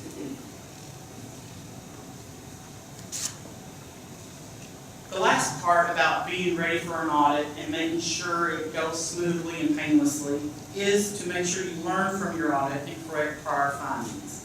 Make sure you are involved in the audit process. Take the initiative and ask questions of your auditor. Make sure if you don't understand something, ask them. We're happy to explain this. Also during the exit conference, make the most of it. Ask them about the findings. Try to understand why it happened and what recommendations you can put in place to correct those. You then need to review those findings and develop a plan to correct, so that way next year's audit will go smoothly. We had one audit manager that they were very surprised when the auditor called up and said, I'm finished with the audit, I need to have another engagement sent out. And they were like, well, I wasn't expecting you to be finished this fast, because the prior audit took a lot longer, the hours were longer. How come you got done so soon? And that person said, well, they listened to us. They fixed all the prior year findings, corrected all the problems, so it was a lot smoother this year. So once your audit is finished, what do you do with it? How do you interpret the results? The four things I'm going to be going over for interpreting the results will be the audit findings, your audit opinion, the financial statements, and notes to the financial statements. There are two types of findings that could be in any audit. There are internal control findings and non-compliance findings. An internal control finding is a failure to have the proper procedures in place or safeguards, or it's the failure for them working. Have they been overridden, or just everybody ignores them and does what they want? The non-compliance finding, that would be a non-compliance with laws and regulations, a violation of a grant agreement, or abuse. Auditors become aware of these findings when they perform risk assessment procedures to understand the design of the entity, what controls you have in place. Also, when we perform tests to evaluate the effectiveness of these controls, if we see something that is not working or a risky area, we need to inform you of that in the finding. If we identify any misstatements or control weaknesses when we perform our substantive tests, that's where findings come from. And also just discussions with management and those charged with governance. Report findings. Findings usually either are just in your report, your actual audit report, or they may just stay in a management letter or an exit conference. Report findings usually only include material and significant deficiencies in internal controls and material non-compliances. The less severe and non-material findings, those will stay in the exit conference and management letter and would not be in your audit report. I want to make sure you know we are required to report the findings. The biggest misconception is that we're out there to get you. You want to say got you. Or you think maybe the auditors get paid for the number of comments we put in the report. We don't work on commission. We get paid the normal salary we always do. Good audits or bad audits. Clean audits take less time, so it is even less stressful on us. Because if you ask any auditor, the audits they're most stressed about are the hard audits that have fraud or have a lot of problems, because you lose sleep on those too. Findings are written to help the governing body improve what they are doing. Once you have that finding, it is important that you develop a corrective action plan. Much of the benefit of audit work is not in the findings reported or the recommendations made, but in the effective resolution. It is up to you as a responsible party to correct those findings. So once you're developing that plan, you need to ask yourself, why? Why did this happen?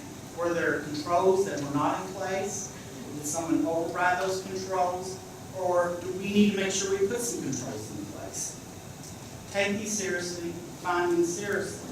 If you have federal findings, a finding could either result in maybe you're not receiving any federal grant the next year, or the federal grantee asking for those funds back.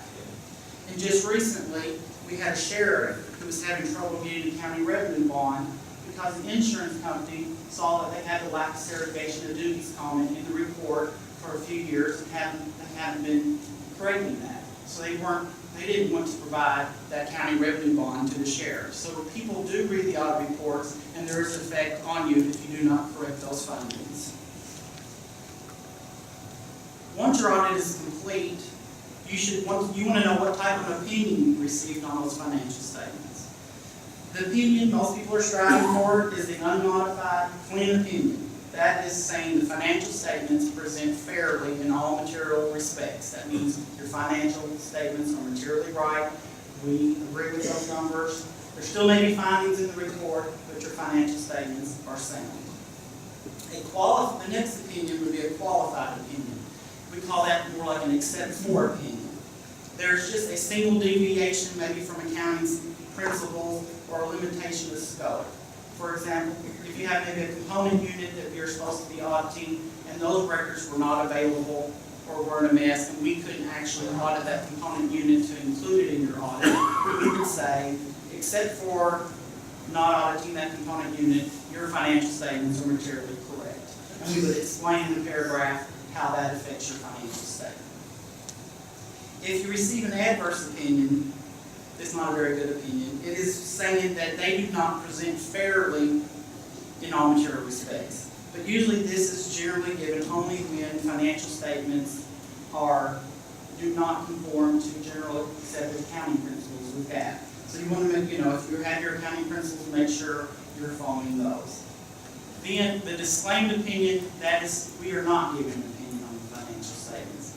The records were either not available, that we could not perform tests to overcome any audit risk, or there's a lack of independence between, or conflict of interest between the auditor and the auditee, or there's a substantial doubt about the ability of that entity to continue as a going concern. And like I said, there's maybe some significant uncertainties with the auditee. This is where we give a disclaimed opinion and not provide an opinion. Most of our audits at the auditor's office will be the clean, unmodified opinion.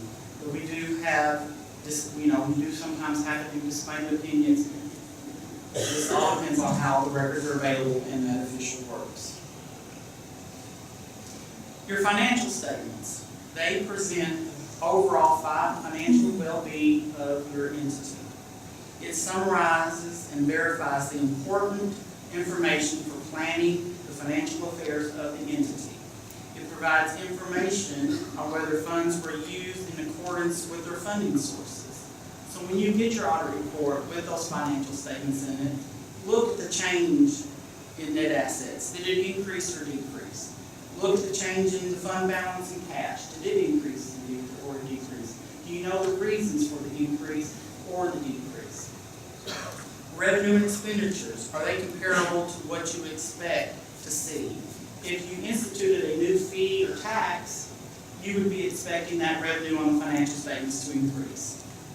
In one audit we conducted, we were auditing the jail part of the audit. The county had instituted a new fee based on the KRS, so we would be expecting to see those revenues increase. When we got the financial statement, there was no revenue on there for that fee. So if that bookkeeper or treasurer would have been looking at those monthly reports to make sure, are we getting these fees, they would know, hey, let me ask the jailer or their employees, why haven't I received those fees? And it did come find out someone ended up taking those fees at the jail. Budget to actual. You want to make sure you review the budget to actuals. Libby and Brian pointed that out. It's very important. Are the budgets reasonable? Are your revenues and expenditures in line to what you anticipated throughout the year? If you do not understand your financial statements or do not know how to read them, make sure you either ask your financial team or ask the auditor. We would be happy to explain what does the statement of activity show? What does your balance sheet show? We'd be happy to explain that to you to help you understand your financial statements. The last place to look is to the notes to your financial statements. Make sure you review these. It helps you with know your debt limits. Notes to the financial statements help explain specific items in the financial statement, as well as providing comprehensive assessment of the government's financial condition. It shows things like I said, debt limits, contingencies, commitments, subsequent events. If you were issuing a new bond after the end of the year, that would be a subsequent event. I hope all of this will help you have a successful and painless audit and be used to help you understand that an audit is a tool, not just something that you have to comply with for KRS. Also, if you put in the good policies and procedures, like Brian has said and Libby has said, it helps management prevent fraud and mismanagement. While most fraud has a dollar limit associated with it, your reputation as officials is priceless. I mean, it's much easier to probably recover those funds from maybe bonding companies and insurance companies than to repair your reputation. That is long and hard and very hard to do. So after the break, after this, we'll have a 15-minute break, and you're going to hear from a couple of presenters that have done just that, repaired their reputation, and I'm sure it's not been easy. I just want to remind you, if you are a county official wanting to get CPE through DLG, make sure you sign in the sign-in sheet. If you're a CPA or other that would like to receive CPE for this training, make sure you fill out a registration form and make sure you actually also sign in. Let's see.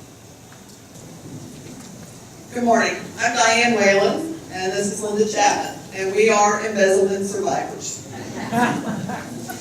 Tell you a little bit about me first. I am the elected mayor of the city of Florence, first elected in 1999. My finance director had been in his office for 11 years at that time.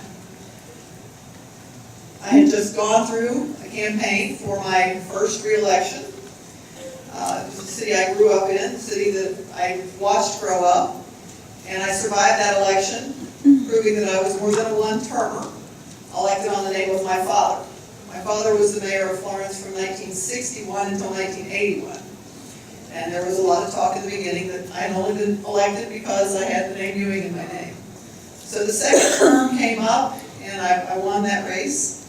And I was feeling pretty good about things and getting ready to do a lot of good things for our community and continue to see it grow. The city was doing well. We were growing. We were attracting businesses. We were successful. We were financially stable. And our auditors were just wrapping up their annual audit. So everything seemed good. But you know that feeling you get when you start to doze off and something jerks you awake? You feel like you're falling and you catch yourself. That's kind of the feeling that we had when we sat down for a late evening meeting with the members of the auditing firm who had been doing the city audit for nearly 40 years. In the course of a regular audit, they happened to come across a questionable transaction. That transaction led to a bank account that, while it had a city name attached to it, capital improvement account, it wasn't a city account at all. It was an account that our finance director, who at that point had been in office for 15 years, had placed the money that he thought he was entitled to. So we spent the next week, he was on vacation, luckily for us, but we spent the next week going through things and pulling together the proof so that we were able to file charges against this trusted employee. And it was a week where we spent questioning everything, everybody, every transaction. Kind of a surreal week of not really believing you were going to find what you found and being amazed as it unfolded in front of you. On Monday morning, we had the Kentucky State Police, the Commonwealth Attorney, the City of Florence detectives, and the FBI in our office. As Mr. Edelen sat down to meet with the auditors, and they started asking questions. When he got up to leave the room to get them some information, he was taken into custody and carted off to jail. At that point, and from my perspective, I felt like it was very important that we had to be in front of it. If you take a 15-year employee to jail in Boone County, somebody at the jail is going to call the press. So we wanted to make sure the press knew what was going on, and we were prepared to tell them everything that we could possibly tell them. We called a press conference, contacted a PR firm the week before, and we decided that we would have the media all show up. We had all the local television stations, the newspaper there, assured them that we were as angry and disgusted and surprised as anybody, and that we were going to do everything in our power to make sure that justice was done. That meeting began a year-long adventure, and it was an adventure from hell. We uncovered lies, theft, arrogance, strippers, adultery, a pending divorce, and a lot of other things, including a nudist colony that he belonged to. Made-for-TV movie kind of stuff. This is what this was. Ron was initially placed on administrative leave without pay when he was arrested. But the newspaper headline that you see on the clipping here appeared on Christmas Day that year. And he had already admitted to the police that he had opened the Stummy account, and it was for the sole purpose of embezzling money from the city of Florence. When he was taken into custody, he told them that he knew it was more than $1 million, but he didn't think it was $2 million. We were all very violated feeling. The elected officials, the employees who knew him and worked with him and trusted him, the general public. The reaction was loud and angry and sometimes hateful. The anonymous emails, the people who said we should have known, the people who said, how could you not miss this money? We stayed in front of that as best we could. We were as proactive as we could be. We called press conferences when we had information to share, and we answered any question that we possibly could. And then came the kicker. As we followed the trail, the amount began to grow. A 15-year scheme by a trusted employee was systematic and detailed, and the total came to close to $5 million. The anger grew along with that amount, and the public disgust grew louder, and the newspapers and the editorials, and then he surprised everybody and pled guilty to 35 counts. We were all prepared to go to trial. We were sitting there and waiting for a trial date, and he put in his guilty plea and wanted to take responsibility for his actions. He took the trust of the people he worked with. He took the public's trust. He robbed us all of a lot more than just monetary assets. After he pled guilty, he was sentenced to 16 years in prison. The judge said his hands were tied, with the maximum sentence being 20 years, despite the level of the offense. And the state of Kentucky, Mr. Edelen would have been eligible for parole in 3 short years. The punishment didn't seem to fit the crime, and the public officials, we felt, needed to be held to a higher standard. So on January the 22nd of 2003, we requested that a new law that very specifically dealt with violation of public trust and increased the penalties for officials who intentionally take public money or property. The Edelen law, as it came to be known, passed the Kentucky State Legislature during the 2003 session. Headlines on the next slide is city recovers over $4 million. As the mayor just said, the embezzlement reached almost $5 million. It's pretty remarkable that the city got back almost $4.2 million. How did the city do this? After Ron was arrested, all of his assets were frozen. Luckily for Ron, he kept most of his bank statements, some of his canceled checks, his check registers, and a briefcase in his city office. He actually invested some of the funds very wisely in business ventures and a couple parcels of real estate. He had several retirement accounts, and he had a $500,000 life insurance policy that the city could prove the annual payments were paid for by embezzled funds. And you're probably saying, well, why does that matter? The date on this article is July 15th of 2004. Ron Edelen passed away in October of 2003. So while the recovery effort was going on, Ron passed away, we discovered the life insurance policy, and we were able to use those funds as leverage to get additional funds recouped. Recovery of funds, $4.2 million. There was 2 different sources, third parties and personal assets. A little over $1 million was recouped from the surety bonds and the crime provision policies that the city had. From the bank accounts, from the bank and the account, $775,000. From personal assets, we recouped $789,000 from Ron's business ventures, $767,000 from the 2 parcels of real estate, $591,000 from cash and pension plans, and estimated tax payments in the amount of $160,000. You're probably questioning why estimated tax payments. Ron was so afraid of the IRS that when he filed his annual tax return, he actually had a Schedule C for a business entity called Capital Improvement Fund. So the embezzled funds that he was taking, he was reporting those as income via his tax return and making estimated payments both federal and state. Ron was arrested in December of 2002, so the city was able to recoup the federal and state estimated tax payments that were put in for that calendar year tax return. And then we also recouped $17,000 for forfeited vacation pay that was still on the books when I was arrested. Then the headlines came. Edelen usurped duties of the mail clerk. Accounts say allowing his practices inviting trouble. The article goes on to state that Ron had this scheme that was elaborate, and he was able to go to the mailroom and get checks. That wasn't an elaborate scheme. That was simply a breach of internal controls. The next headline came. Access to mail may have led to fraud. How Edelen fleeced Florence. And we have the flow charts of how everybody figured out how he did it. And we even had Ron from jail offering his advice, telling everybody how he did it. Come talk to me, I'll explain to you, and I'll let you know how you can prevent this investment from happening. So a little bit of history of when and why. Ron was hired in 1987 as the city's first finance director. He was promised a staff of 3. He was promised a salary increase the next year. The next year came and went, no salary increase, no staff of 3. So Ron decided he was going to go ahead and create his own salary. And he started to take money, and he justified and rationalized that it was okay because I was told I was going to get a salary increase, and here I am doing the work of 3 people, so it's justified. How? Ron actually changed methods based on changes in the accounting software. Ron originally started taking checks and stashing them in his desk drawer, and he would wait for a CD to mature.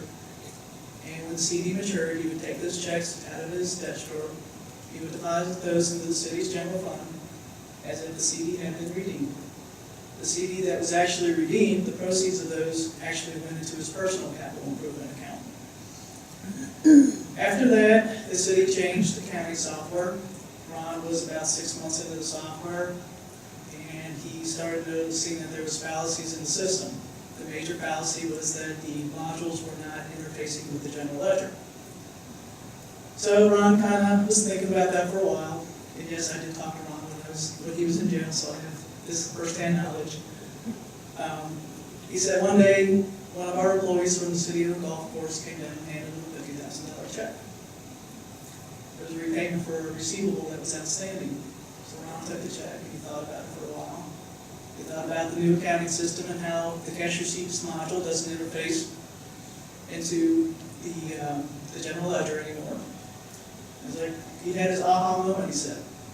I don't have to wait till the CD matures anymore. I can just take the check, manipulate the cash receipt patches as they come over, post those into the system. The city was growing from 1985 into 2000 by leaps and bounds. The revenue accounts were increasing every year. Nobody noticed that he was deflating the revenues and posting the checks where they should have gone and actually taking the money. Ron did have access to the mail. He did make the daily deposit. The city never utilized an endorsement stamp for deposit only on the checks. And in total reality, there was just a total lack of segregation of duties within the department. The rebuilding process. How do you start? When you come in and you find an embezzlement, how do you start tearing this thing apart? You do it bit by bit, and you start from the bottom and work your way up. First thing the city did was put immediate controls in place in the areas where the fraud had occurred. No more access to the checks, no access to the mail rooms, got out a signature stamp, every check was logged, it's stamped for a deposit only. And you have to regain the stability and the status quo of the department. When you go through an embezzlement, the employees, their emotions are running high. They get nervous, they don't know what's going to happen next. So you have to be able to come in there, remind them that they have a job to do, they still have the same job to do today that they had last week, and get refocused on doing their day-to-day activities. The city started a search for a process for the new finance director. It's key after that happens to get somebody in place that can run the ship, regain control, and head it in the right direction and start tearing it apart. The city determined the scope of the fraud. They actually restated the financial statements as of June 30, 2002 and 2003. That included fair representation of the financial statements. Right on the face of the financial statement, the loss due to embezzlement was disclosed. In the footnotes, there was footnotes detailing the embezzlement and how much was taken. The GFOA has an annual program, it's called the CAF Award. And basically what the CAF Award does is basically instill public trust that your financial reporting meets certain accounting standards. The city had never participated in this program before 2003. So we restated the financial statements. We decided to go for the CAPRA reward. We had embezzlement marked all over the place.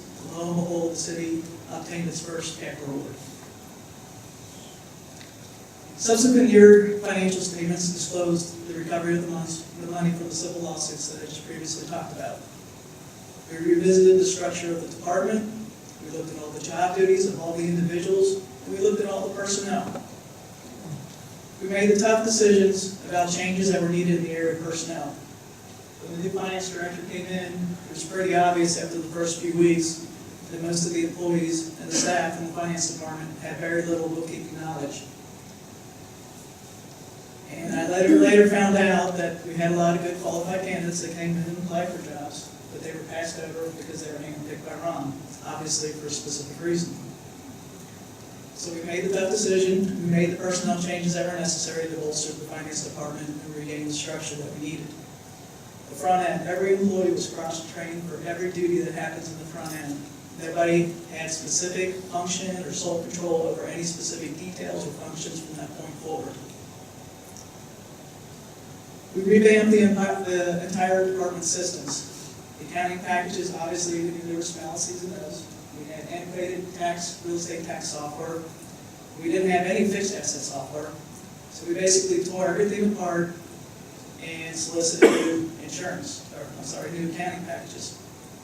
Part of the accounting package was getting that in, having a system that has built-in security, having a system that has audit trail functionality, having a system that has workflows that you can design to prevent access from people that you don't want access to have. We developed controls around each one of the modules in the current software. We developed manuals that every process that happens in that software is documented so that anybody in the office can pick that up and should be able to run with it. Everything is fully documented. With every software upgrade we do, we continually update that manual. You have to continually monitor all the assets within the department and those that have financial implications in the other departments. You have to continually review the appropriateness of your surety bond and crime provision coverage. And you have to understand what an audit is. When an auditor comes and presents you the engagement letter, most people will take that engagement letter, they'll look at what the price is, and they'll sign it. Every standard engagement letter follows a specific format laid out by accounting principles and policies. You have to understand that an audit is not designed to detect fraud.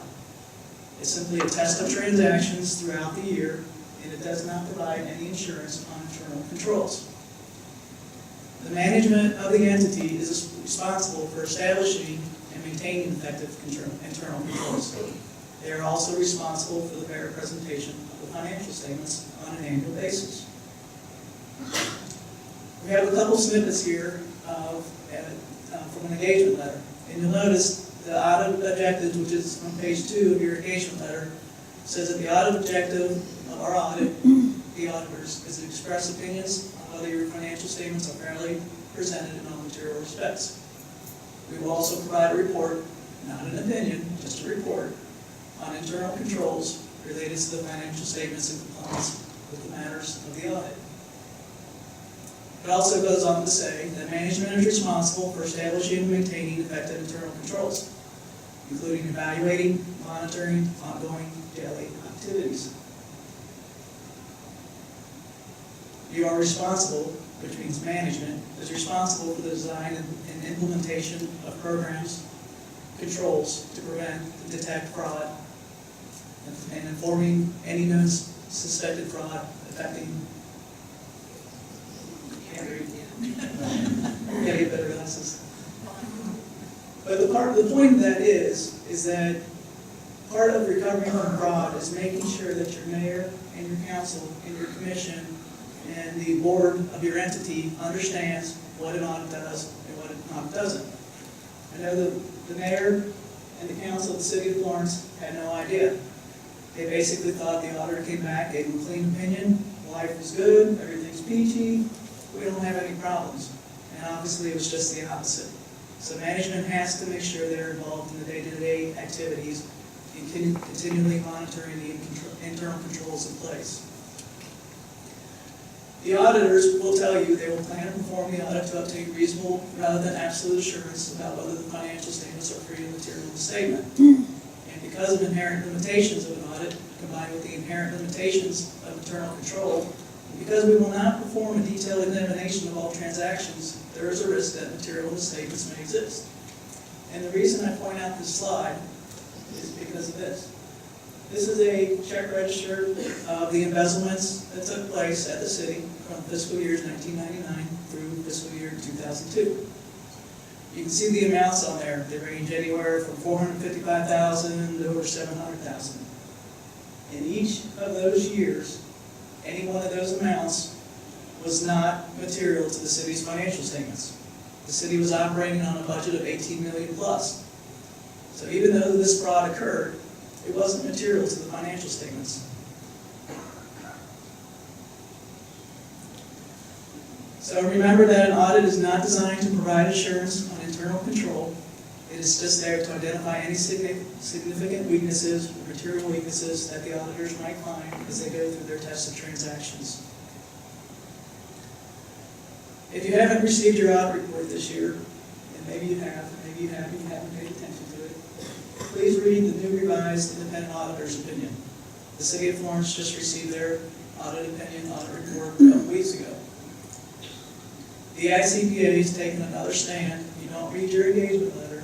Now, in the face of the independent auditor's report or opinion, they're basically staking out, this is management's responsibility, this is the auditor's responsibility. So they're trying to make it as clear as they can to the organization and to the public where your responsibility is, where it stops, and where the auditor picks up. You need to understand why fraud can and will occur. Management or employee has to have an incentive or pressure to commit a fraudulent act. The person has the ability to override controls, and the person has the ability to rationalize internally that it's okay that I'm stealing. I deserve it. I'm entitled to it. You have to realize that any software or method of internal control that you put in place can be circumvented. You can have the best system in the world, you can think you have perfect segregation of duties and perfect internal controls, but in the end, it can't be circumvented. You have to have a certain amount of trust in the person handling the finances of your entity. And you also have to be able to count on the integrity of your employees. Budget constraints and the rationalization of the cost versus benefit philosophy will in most cases prevent a total segregation of duties. And you have to remember that no matter what controls you have in place, no matter what accounting system you have, no matter what oversight you have, there is no foolproof system that is ever going to prevent a fraudulent act from occurring. As Linda stated earlier, less than a year after sentencing, Ron Edelen died in jail due to long-time medical issues, including diabetes and heart condition. A sad end to a sad story, maybe, maybe not. But it was a story of lies, a story of deceit, and a story of a double life. Our taxpayers' money was used to purchase an elaborate home for his soon-to-be ex-wife that we found out was paid for in cash. The builder never notified anybody the house was being paid for in cash. He took those and went on his way. He purchased another house for his stripper girlfriend. She got a house of much less quality than the soon-to-be ex-wife did, though. The city had funded the purchase of Great Clips hair salon franchises. So at the end of the day, we owned several Great Clips hair salons and probably should have sent all our residents and employees to get a free haircut. What we found out from that was that if you bring the name of a franchise like that into, ill repute, they will jerk the franchise. Had they done that, had we done that, and had they pulled the franchises, they would have been worthless. So we worked out an agreement with his ex-wife widow, where she actually paid the city back the value of those franchises. We set up a payment plan until those franchises were paid for or she sold them and paid off that note. It was important that we not do anything to jeopardize our recovery effort, and that was one of them.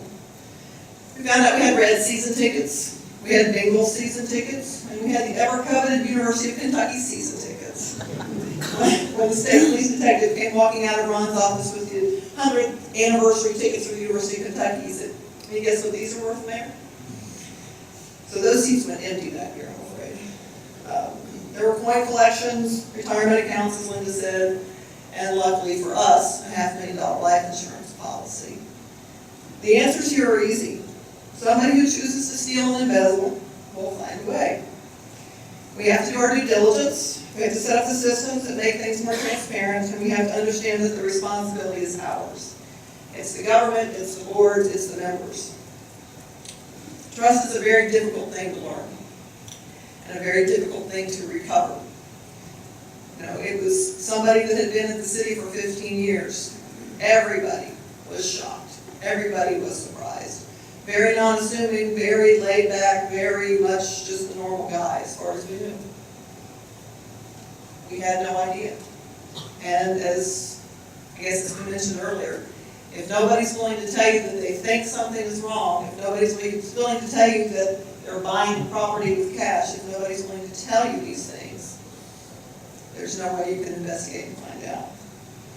So once the trust is broken, it's very difficult to get it back. And I would encourage each and every one of you, have trusted employees, have people you can count on. And I guess the words are trust but verify. Be very aware that at the end of the day, it is the responsibility of the elected official, the appointed board, and the people who sit in those chairs to make sure that they're doing their due diligence as well. I'm Diane Whalen, this is Linda Chapman, and we are investment survivors.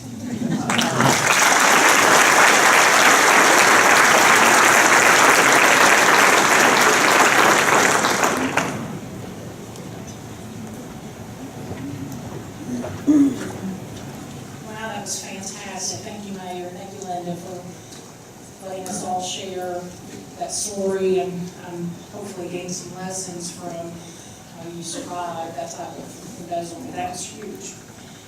Next up is a speaker that's going to talk about turning governance around. They talked about fraud and internal controls and how they had to walk through that fire. And so our next speaker is Greg Heisman, who's the Executive Director of the Metropolitan Sewer District of Louisville. And Greg is going to talk about how when they've had they've come through a situation in which they've had problems with their governance structure and how they have started reform at MSD. So that's it. Here's Greg Heisman.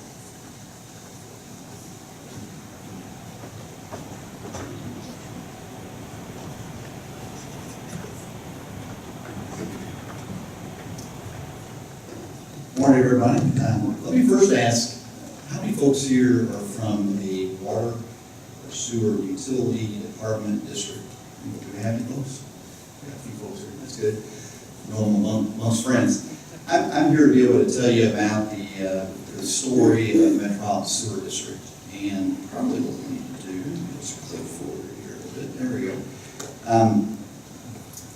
First, what I thought I'd do is give you a little bit of background about myself and how I got here today. 2 years ago, I had, in my wildest imagination, I never would have been in the Metropolitan Sewer District. In the fall of 2011, I was working with the board of the local water company. I was served as president for 6 years at that time, and I was ready to begin the process of succession planning to be able to pick my successor and then begin to move on, because typically we do that about 18 months out. So set the stage. I was at board meeting, local water company board meeting on December 13th. Right after the board meeting, I got called over to the mayor's office and was asked to take a look at a draft of a copy of the state audit of the Metropolitan Sewer District. And I was asked by our Mayor Fisher at that time to take a look at this and tell me kind of how bad this is. 6 months earlier, the state audit was begun, actually 7 months back in May of 2011, and I began to take a look at that. I stayed there that evening up to about 8 o'clock that night. I remember specifically because I was supposed to be over at the inauguration of our governor on that Tuesday evening, and so I stayed back in the mayor's office. And the farther I went into the report, I thought this is not so bad. Then I got a call from the deputy mayor, chief of staff actually, and asked me what I thought thus far. I said, well, so far it looks like a pretty routine audit. And then she asked me very quickly, we'll turn to page 28, whatever the number was. I wasn't quite there yet, so I turned to it real quick, kind of looked at it and realized that this is a pretty serious audit. It was kind of, oh my gosh, this is very, very serious. I tell this story in the context that I believe Mayor Fisher initially called for the state audit to come in and take a look at the practices of the Metropolitan Sewer District, because on his travels for election, he heard a lot of stories about the Metropolitan Sewer District, prompted in a lot of cases by high rates, by high sewer rates. And so he was going to bring in the independent state auditor to be able to realign and get the attention of the leadership and the board of MSD and then be able to move forward. But what I'm going to show you here, this was much worse. Not as bad as the mayor had just presented. We did not end up having embezzlement or fraud involved, but we had what I'll call essentially a lax culture of accountability, a lack of trust, and not following a series of good governance and internal controls. So moving forward through here, get this going, is the presentation that I'll cover over the next 20 minutes, 25 minutes or so. Summary of 2011, the state audit. Second, implementing what we call the corrective action plan. I often refer to that as a triage mode. Third is rebuilding MSD. That's the year that we're in right now. And in 2014, kind of where I see us going next in building a high-performing utility at the Metropolitan Sewer District in Louisville. First of all, the timeline. I mentioned a little bit this earlier. We started in May of 2011 when the mayor asked for the state audit. The field work began in July. And then in December, the audit was released to the public on the 16th. That was on a Friday. There were 27 findings and 150 recommendations. And I went from, on that Tuesday, on the 13th, asking to read a draft of a report. By that Friday, I was named interim executive director, while I was still also leading the Louisville Water Company. So initially, I thought it might be a 3 to 6 month period of time in transition. Ultimately, what it turned out is an 18-month in a dual role of managing both the Louisville Water Company, simultaneously serving as interim executive director at the Metropolitan Sewer District as we began to stabilize the efforts. The state audit, essentially, and this is going to apply to anyone that goes through a state audit in general, but essentially the major areas of concern for MSD and for others for that matter is the governance and the senior management and the leadership of the organization. We all heard about setting the tone at the top, and it's all about setting the appropriate expectations for our employees. And that does have to start at the top. And it has to start with the governance and the accountability, primarily in our case with the board of directors of the Metropolitan Sewer District that are appointed by the mayor of the city of Louisville. Second is the management reporting and the communications to the board. Those relaxed ethical standards and potential conflicts of interest were identified. Various adequacy of controls that were in place or the lack thereof. The methods by which we procured legal and financial services. We had legacy financial and legal advisors that were dating back 15, 18, 20 years. Also financial policies or the lack thereof, and discretionary expenditures that were out of control, and then also various other outdated policies and procedures. So that's kind of a high-level summary of what the state audit in our case is all about. Essentially going into this is, as I said, we were in essentially a state of emergency.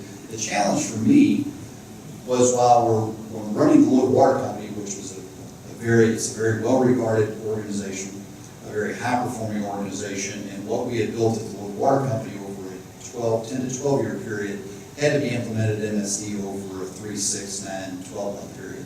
And I've never experienced anything like this, trying to make that much change in that short period of time.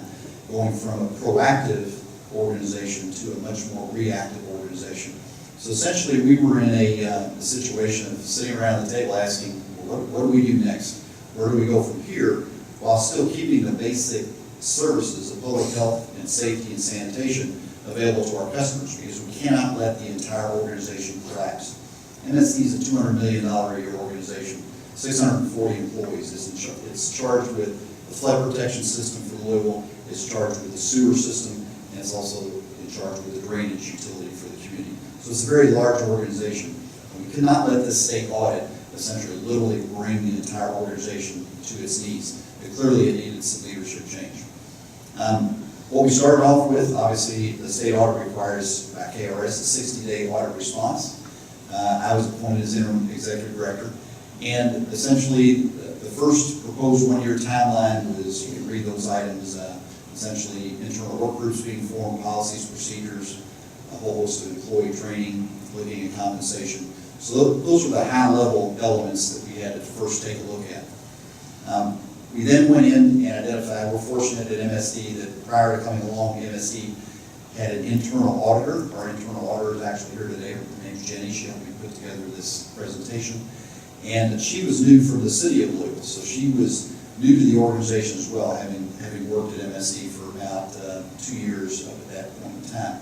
And so we put her in charge essentially as the coordinator. I served as the team sponsor to make sure that this was coming from the top of the organization. We assembled a group of senior managers to serve on the audit response team. And then we also identified a whole host of subject matter experts that were gathered out into the organization to tackle these 27 recommendations and our findings and 150 recommendations. We also developed a tracking spreadsheet. I have an engineering background, do a lot of things in a very logical, laid out process flow chart. In this particular case, we just used a simple spreadsheet to begin tracking. Jenny took all of those recommendations and put those back groupings into the spreadsheet, and we started essentially allocating the tasks out to be able to tackle them one by one in clusters and in groups. We also recognized that we had to have a link into our board, and so our board has an audit committee, and the audit committee essentially was the steward to make sure that we keep progress over the next year. This is not intended to be able to read, but essentially it's the sample of the spreadsheet itself, and it identifies on the far left, it would identify the actual finding and recommendation, and then over on the far right, it would be management's response, and then who would be accountable, and it was also a tracking spreadsheet that would show the progress that we're making, the percent complete on a particular item. That 60-day response was met by February 14th. We did ultimately started at every monthly board meeting. We have 2 board meetings a month. At the second board meeting of each month, which is open to the public, we had a report and progress towards our correction action plan. Ultimately, we completed all the state audit findings and recommendations. We agreed with all of them, and they were all implemented by December 10th of 2012. We had a goal to complete this within 1 year. The final update was approved by the MSD board. We had a public meeting. Adam Edelen came to that public meeting and celebrated the success of getting through that year. And it was a very difficult year getting through all this transition. Here's the chart we used, and we showed this each month as we went through. You can kind of see the linear straight dash line making linear progress, but in this case it's the number of items that were completed in the state audit, and then the next graph is just the percentage complete. And so essentially that helped us on a month-by-month basis to make sure that we were going to get to our end target goal by December. I kind of, the kid with Jenny is when I laid this out, I thought we could get this done in 6 months. It took us a full year to do the appropriate deep dive to be able to get into all of these and not just have a superficial gloss over of each of the items or recommendations. And I'll show some of the change that we had to go through here in a second. So here's the significant corrective actions that we had to take. One is that we had to revamp, either create some new policies that did not exist, or to go through and revise many policies. Some of these policies dated back to the 1990s. There's some legacy stuff that went back into the 70s and 80s. But we just did not have a good internal control system to continually keep policies updated and refreshed. So one, we had to develop what I call a policy on policies, essentially a policy development. How do you put this program in place and have a uniform and consistent structure? But then we had to tackle the major policies of ethics, the conflict of interest, property management, records retention, charitable contributions, travel. It's just a host. There were dozens of these that we had to go through and completely revamp. So get the old policy out, determine that if it needed change, virtually every one of them needed a complete overhaul or change, and then ultimately get it adopted by our policy committee at the board. We also implemented along the same line essential whistleblower policy and a new ethics hotline. We started producing monthly financial reports to the board. I believe the board that governed $200 million a year did not have monthly financial reporting, and so that was put in place on a monthly basis. We were criticized with respect to the compensation system that we used, so we had conducted a compensation study. And then we also, as I mentioned earlier, had legacy contracts with attorneys and financial advisors that had gone back nearly 20 years. We had put out new RFPs for both financial advisors, and now we have a suite of attorneys that provide services to MSD. And then what we also did, we have 5 committees now of the board. So each one of our board committees, from policy, audit, personnel, infrastructure, finance, et cetera, each one of them had a unique board committee charter, and those charters are reviewed every year. So as you can see, we're beginning to develop a consistent methodology associated with policy development, internal controls, and a process-driven culture as opposed to a reactive-driven culture. A lot of what I brought to MSD borrowed and came from the local water company, and again, that was developed over a 10 to 12-year period. So we were putting this in very fast, high-speed motion at MSD. We developed those policy and procedure standards, and then we developed a policy template that included, as you can imagine, policy number, the area, the policy origination, the standard sections, the review cycle, the approvals, et cetera, to keep us on track going over time so that we don't look 3 years from now and have to revisit this situation again. This is a typical form of policy. Typically, a policy will be anywhere from 1 to 3 or 4 pages long, and it's our standard template at the top. If folks are interested, we can provide this to you, but essentially the boilerplate information at the top. It then identifies the area and the specific policy position of the organization that is approved by the board. And then it complements, and it's a hierarchical system. There are then procedures that are developed. This is the procedure template that essentially goes into specific details on the process. And the procedure could be either a set of instructions or it could be an actual flow chart. And then one level, I didn't show it here, but the next level down are what are called work instructions. So essentially your policy will drive your procedure, which will then drive your work instructions. Sometimes they're the desktop instructions for someone at a clerical level or a technician level of how to get their job done day in and day out. So essentially you can take this policy position and move it into how do you manage your organization day in and day out. And it beautifully fits into succession planning and training and development if you adopt this type of methodology. The next phase is essentially, after getting through this, is how do we rebuild MSD? So what I just talked about was all done last year, essentially in 2012. It took 2012 to bring that culture, the calendar year, to MSD. And so this next phase for 2013 is our stabilization phase. It's all about how do we begin to institutionalize this process to make it stick over a period of time. You got to keep repeating it over and over and over until it becomes routine. So we're in the process of rebuilding MSD. Some of this is a repeat. I've moved now from an interim executive director. On May 1st, I was appointed full-time executive director. So I've left the local water company. My successor has been named. I'm now full-time over at MSD to continue this transition because of the amount of work that needs to be done. But to give you a sense of the change in the organization, the mayor stepped in this process and appointed all new board members. So we have 8 board members. Every one of them now, several of them are up to 2 years of experience. A year ago, they all had less than 1 year of experience. We also got a new CEO or a new head, that's myself, the executive director, a new CFO, a new chief engineer, a new human resource director, a new general counsel. So not everyone at the top of the organization would change, but 60% of the senior management was changed and 100% of the board was changed. And the mayor also appointed a task force at the same time this was going on to evaluate the potential consolidation of the local water company and the Metropolitan Sewer District for economies and efficiencies. So in the first year, I mentioned the corrective action plan. These are the elements we took a look at, everything from discretionary spending to travel. We put a freeze on a whole host of items, everything from overtime to travel, and a whole host of items that were not really tied to our mission. We also looked at our vacancies, and one by one we put a soft hiring freeze in to begin to save money.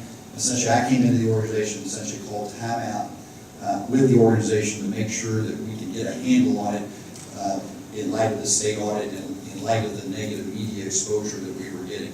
So these are the first year in 2012. That's a significant amount of the items that we were covering. That corrective action plan, which I mentioned earlier, covered revised policies and procedures, and those are listed there. A number of those I covered earlier already. Then a lot of the heavy work and the heavy lifting started is when we had to issue RFPs for a new suite of attorneys, for a new financial advisor, for a new human resource consultant. All those had to be developed from scratch because we did not issue RFPs in the past. We also had to evaluate our board committee structure, we had to conduct a board orientation workshop, we had to adopt an annual audit plan, we had to provide monthly financial reports.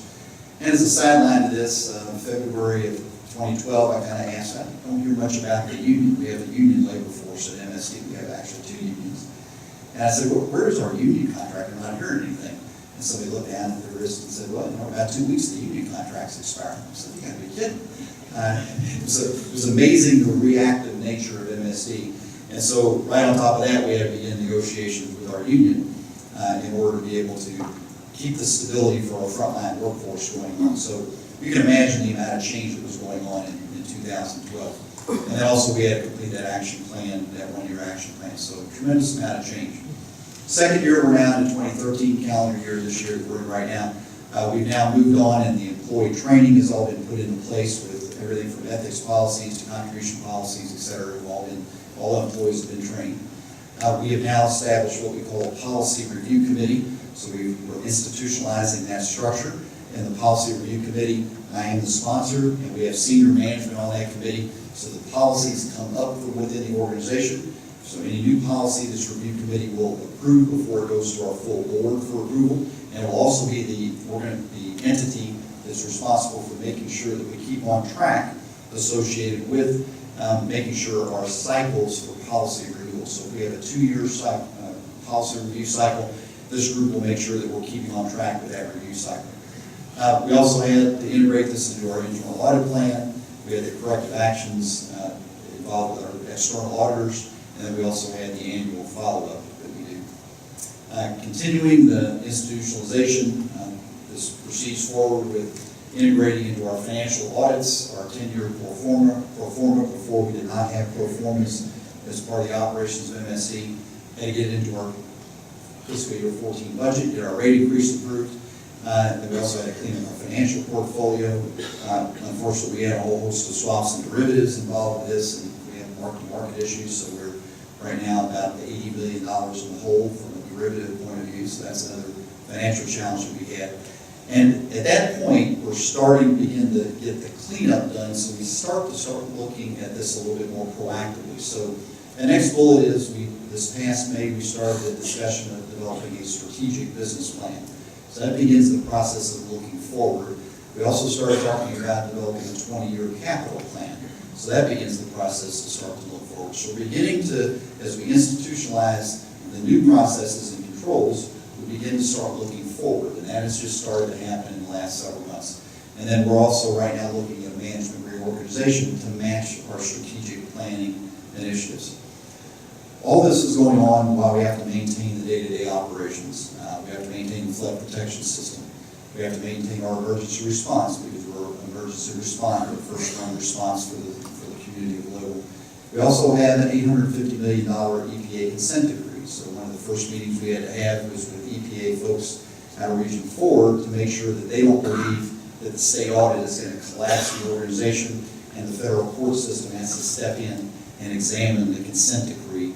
Right now, we have to make sure that that consent decree stays on track. We also had to meet with our rating agency, our bondholders, to make sure that the ratings that we have, our AA- rating, which is a pretty decent rating, is not compromised in some way in light of this state audit that occurred. And so those were all the elements of the ongoing operations that we had to make sure are stabilized and moving forward. So where do we go from here? One is that we will get our strategic business plan. We expect that to have that approved this November or December. So by the time we get to January, we're going to have the new blueprint for MSD moving forward. Second is, a lot of this is a change in the management culture at MSD to a culture of a customer orientation, a culture of transparency, a culture of trust. All that has to be embedded from everything we do, from the vision to the mission to the values of the organization, and it has to start at the top. It has to start with the board, and it has to start with me and our executive team. So that's what we're building right now, is transforming this culture to one of customer orientation, one of trust, one of accountability, one of performance. Those are the key things that we move forward. So we're going to come out in January of this year with a new organizational structure, a new strategic business plan, and a board that now is 100% behind us. They have spent a tremendous amount of time in building essentially the basic building blocks for a high-performing organization moving forward. So it's all about how do we change this culture.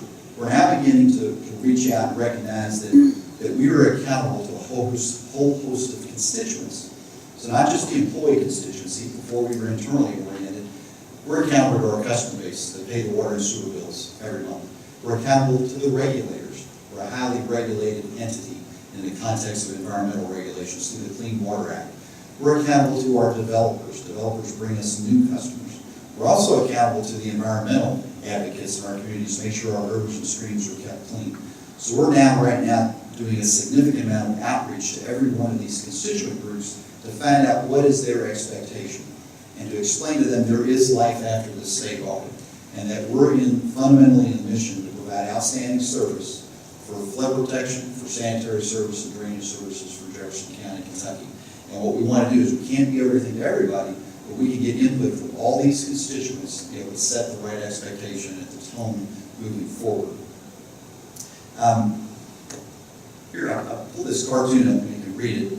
It's kind of appropriate for today's technology. Is what's my lesson learned after all this, going through it and going from 2 years ago for not being involved with MSD at all to recognizing you don't want any state auditor to have to come in a reactive fashion to be able to look at your organization, because I tell folks they're going to find something. You don't send 2 auditors down, you don't send 5 auditors down, you don't send 10 auditors down. Their job is to come in and be able to determine, are you operating within a set of established internal controls?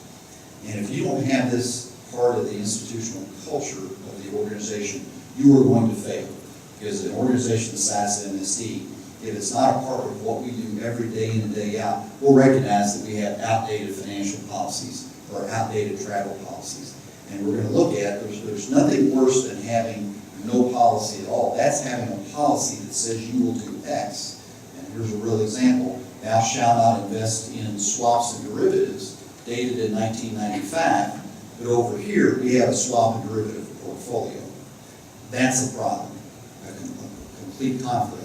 And so what we recognize is that if we don't build an organization that has sustainable, controllable internal controls in place that can have external auditors and internal auditors making sure that we're being accountable stewards to the public that we serve, then we are going to fail.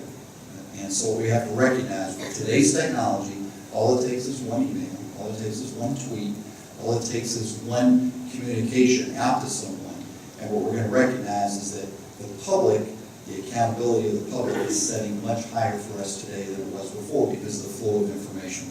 So that's the world that we live in today. And I'll go around the state of Kentucky and tell folks on meetings like this that the first thing you've got to do is come in and recognize is that, number one, we're all accountable to the public and it's all about transparency. And if we get that into our minds, then we'll invite our auditors in, both our internal auditor and we'll invite our external auditors in as a partner to help us succeed as opposed to being the audit police. And once we get that mindset that they are a partner with us in accountability, we'll recognize that we can move forward collectively as an organization and being in the business of public health and safety. So those are my comments. I will take any questions depending on how much time that we have. Do we have any questions? Well, no questions? Okay, thank you very much.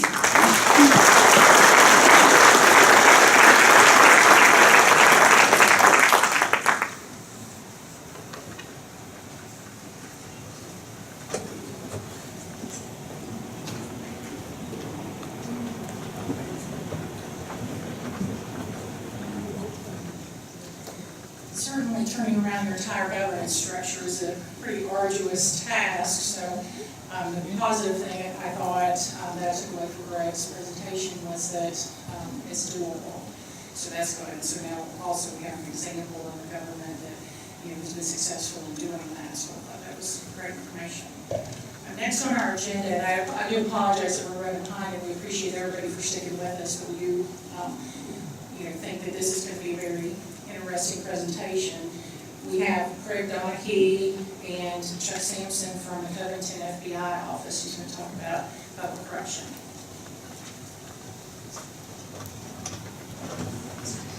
Good morning. I do see the irony of myself as a federal public official providing a presentation on good governance in light of the government shutdown. So I thank you for your time. I appreciate the invitation because what myself and Chuck Sampson do is throughout the year, we try to go out and do outreach with a lot of the government officials at the state and local level, just to introduce ourselves and to kind of understand how the local government works. We want to know what's normal and what's irregular, and we'll get into some of the things that we see. First off, about our office. My name is Craig Donkey. I'm the supervisor of the Covington Resident Agency. And Chuck Sampson is a special agent who takes the point in a lot of our public corruption cases. We are a satellite office out of the Louisville division. So we work closely with Cincinnati, but we're technically part of Louisville. We're not that large of an office. There's only 21 people in it. There's 10 agents, 7 task force officers on our safe streets and our joint terrorism task forces. And we also have analysts and a couple of secretaries as well. Our territory is, I'll show you real quick. Our territory, if you see that brown patch on the top, is what we have. So we cover everything from Trimble County in the east, all the way up to Boyd, Greenup, and Carter in the east, and Trimble County in the west. So that's 18 counties covered by 10 agents and 7 task force officers. And we investigate every violation, everything from counterterrorism, child pornography, bank robberies, healthcare fraud, public corruption, terrorism, so we do it all. And we only have really 1 or 2 people that work the public corruption piece up this way. Now luckily, our caseload of public corruption cases isn't very heavy, maybe 4 to 6 a year. And I'm kind of pleased by the fact that it's not that high, but I also understand that that might be a function of the complaints not reaching us, people not knowing how to report them. So I know that we carry that many, and of the 4 to 6 that we have, not every one goes to federal prosecution. Some of them just pan out because the complaints there's nothing to it. We may refer others to the Kentucky Attorney General's Office for state prosecution, and then there's several that may come to federal prosecution.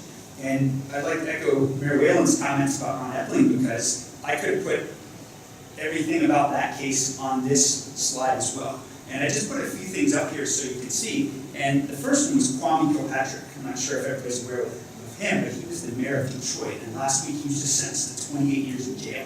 That's an extraordinarily long sentence for public corruption.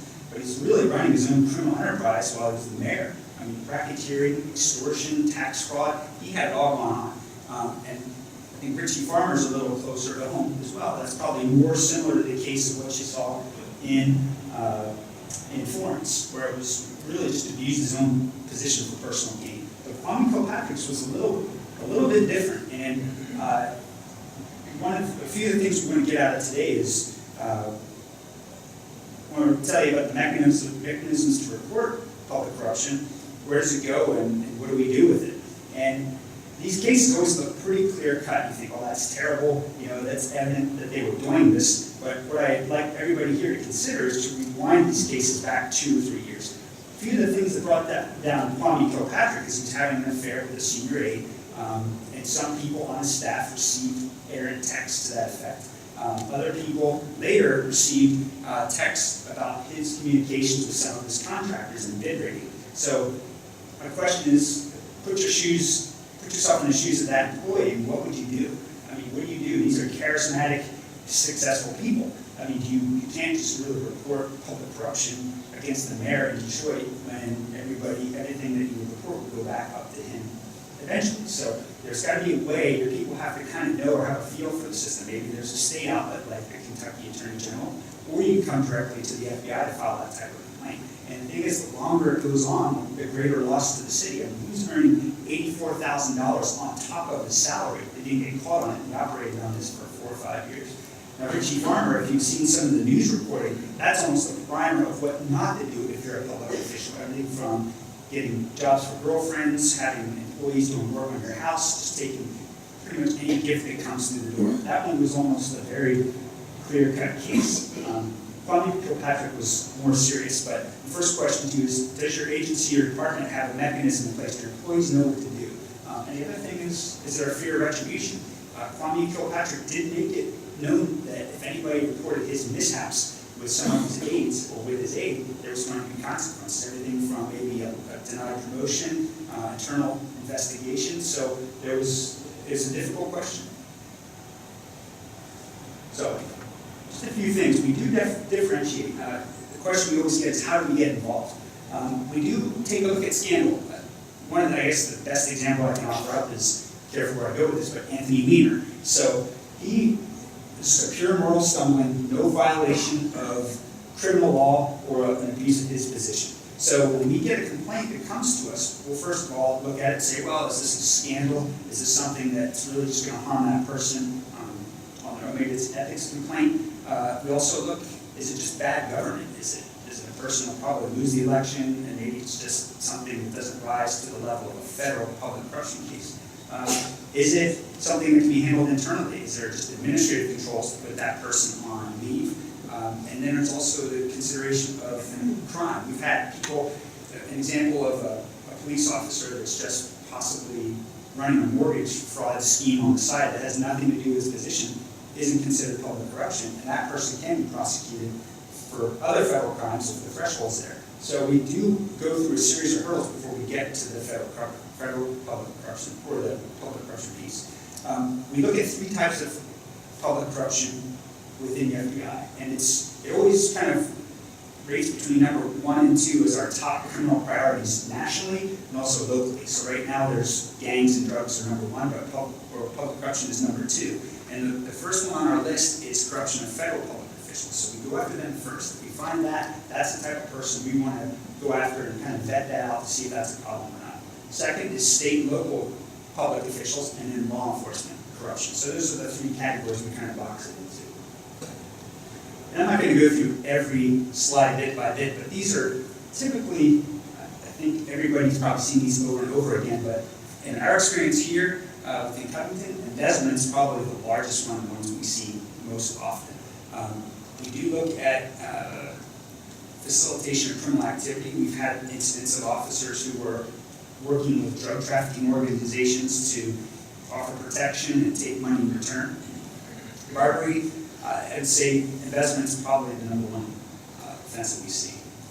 I won't go through all these either, but this is kind of categories of public corruption. We do see in the executive and judicial corruption. I think everybody thinks about the judge that might be taking money on the side to not render a decision or obstruct justice. So those are the 3 most common ones we see, but Chuck will speak to this in a minute, but we do regulatory corruption. So we'll go out and we'll try to interview, meet with county clerks, codes inspectors, just to say, you know, here we are, feel free to call anytime if you see anything surfaces that just seems unusual. Well, what's normal? Tell us how it works in your government, how are things supposed to flow. Law enforcement corruption is one that's probably most sensitive because we're law enforcement officers ourselves. We don't like to see it. We jump on that one pretty quickly. We don't see a lot of it, but we're always concerned there's color of law violations where maybe they just abuse somebody, or there's a lot of people that allege corruption in different departments because they didn't bring a case, or they were just maybe tased somebody or got a little ruffled when they arrested them. Voter fraud and election fraud, those are big every year. Last year in 2012, we manned a command post with the Kentucky Attorney General's office during election night. We're just trying to see anything about voting irregularities, voter suppression. We'll get to this in another slide or 2, but I know I learned, I'm not from the area, but I learned early on that one of the constant types of corruption, at least in eastern Kentucky, was the paving of someone's driveway or laying gravel down in exchange for votes. We've seen other ones with officials that offered to pay utility bills for residents in exchange for votes. So it's just some variation of that theme is what we see often with the voter or the election fraud. And I'm happy to say there weren't a lot of complaints during the presidential election.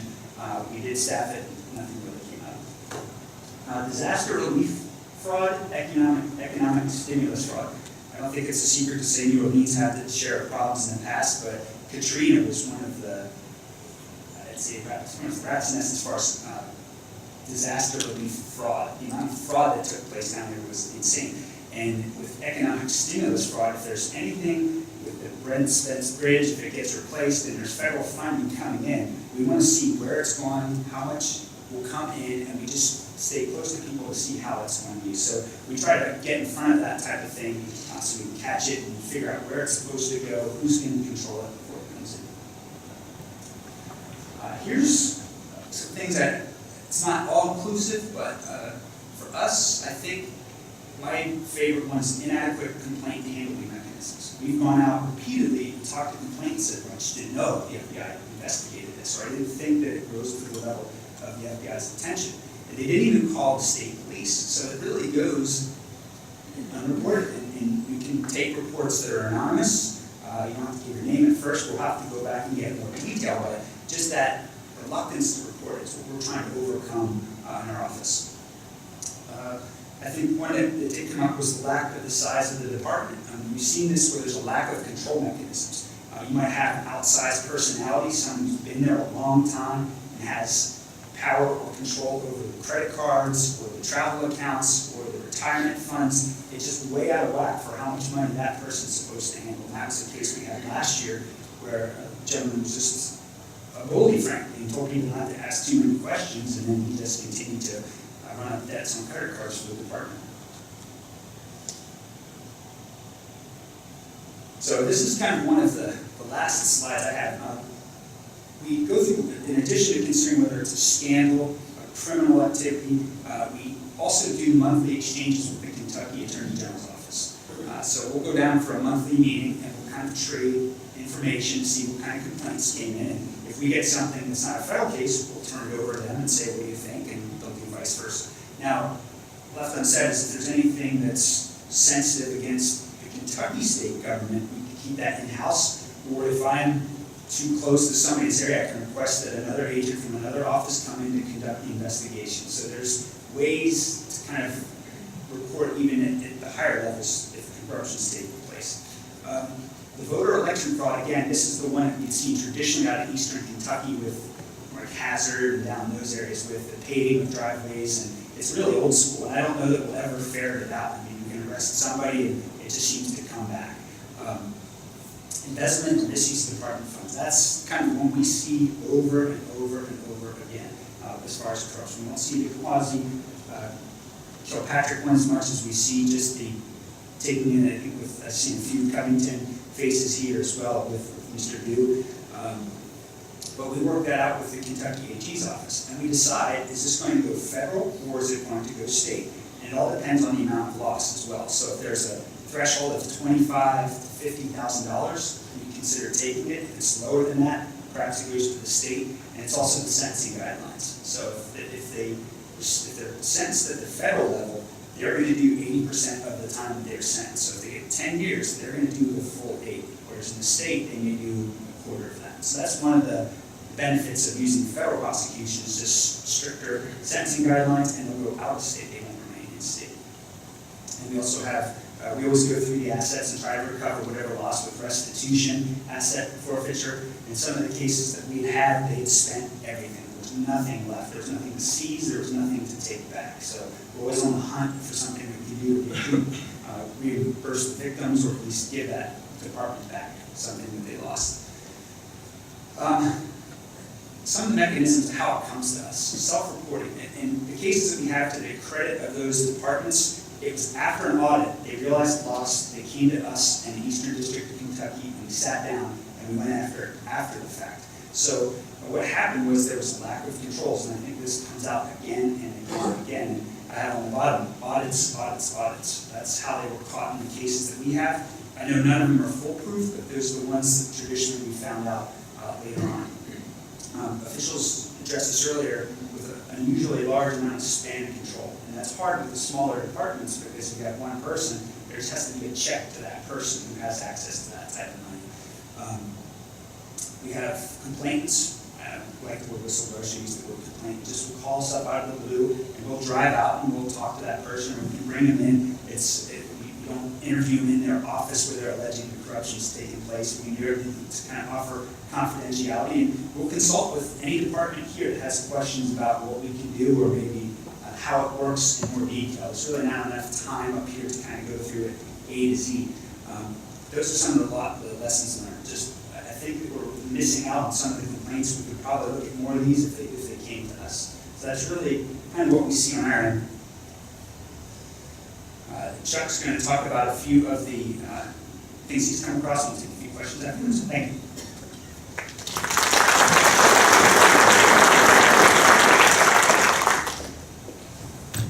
Just real quickly, my name is Special Agent Chuck Sampson. I'm with the FBI, and Greg's my boss. Doing this for about 5 years now here in Kentucky. I just want to make sure I got out there and so you can put a face to the name, so you know I represent you guys in Northern Kentucky for the FBI. We do cover those 18 counties that Craig brought up, and it's quite a stretch. We need to go out and interview every one of the county clerks. We just want to make sure if there is voter fraud or anything going on, that they know who to call. So if you guys ever have a problem or any questions, feel free to call me. It's no problem. I'm glad to speak to anybody that has a complaint or any issues. Just give me a ring. We've got, like Craig brought up, utility bills, where they're paying for boats, kickbacks for construction projects. The biggest one we've ran across over and over again is embezzlement. And that's not only in public corruption, just in white collar crime in general. There are 3 agents here in Northern Kentucky that work white collar crime, and 2 of us that really kind of focus in on public corruption, and I'm one of them.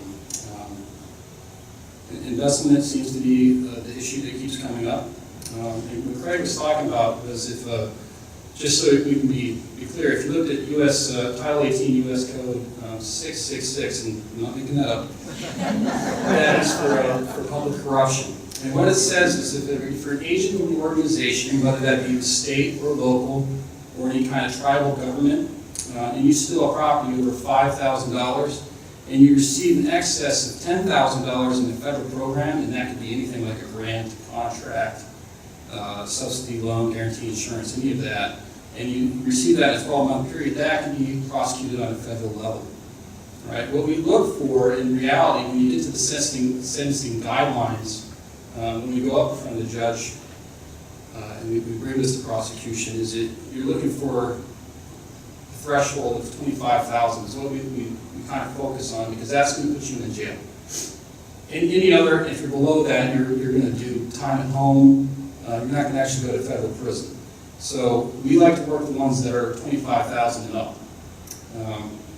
And we're really trying to be more proactive. We do attend the monthly meeting, the Public Corruption Working Group, which consists of the AG's office, the Auditor of Public Accounts, the Kentucky State Police, IRS, State Treasurer's Office. They're all there. And we really do, we break it down and we say, how can we tackle this in the best manner? How can we be the most efficient in prosecuting this if we're going to take it state or take it federal? And really the big difference is you're looking at, if you go to federal prison, you're doing 85% of the time there. So you're not walking away with doing like a quarter of that time and doing probation. You're going to do 85%.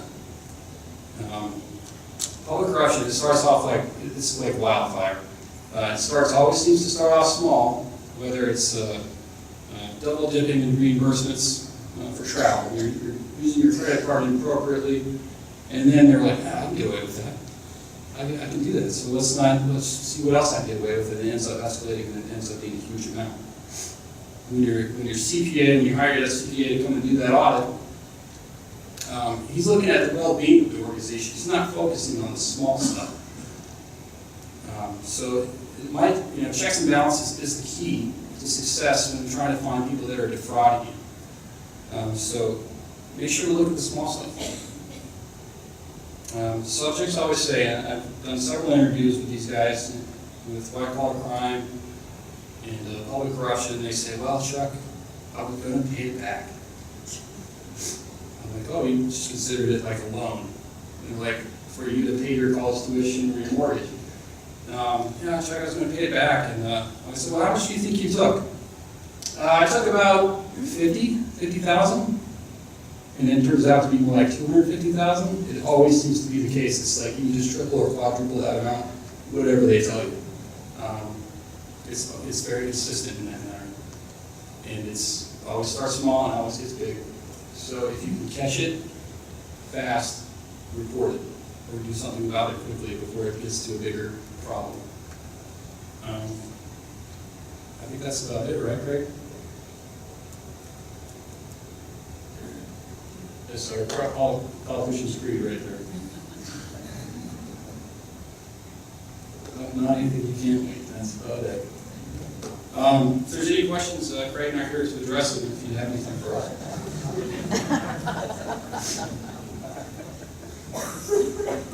Okay, thank you for your time.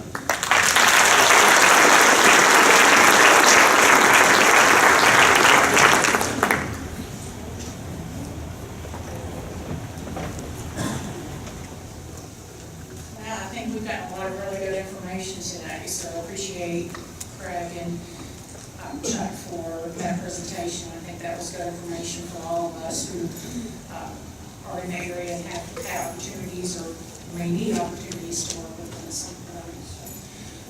And really, I hope, our hope for this summit was to really begin a dialogue within your organizations and maybe even between organizations on how to improve your internal controls and how to improve your environment and your board governance. And so I hope you've gotten at least some things to take away today from the summit. So we've had a lot of questions about our speaker presentations, about where you can obtain those. So if you will log on tomorrow to the auditor's website, we will try to have those posted before the close of business tomorrow. So we'll have those available. And also, I think because we ran over, we clocked over to the point of time those of you getting CPE will work 3.5 hours instead of just your 3 hours. I want to thank all the speakers that we had today. Everybody was great. I thought it was great information. And thank everybody for your attendance today.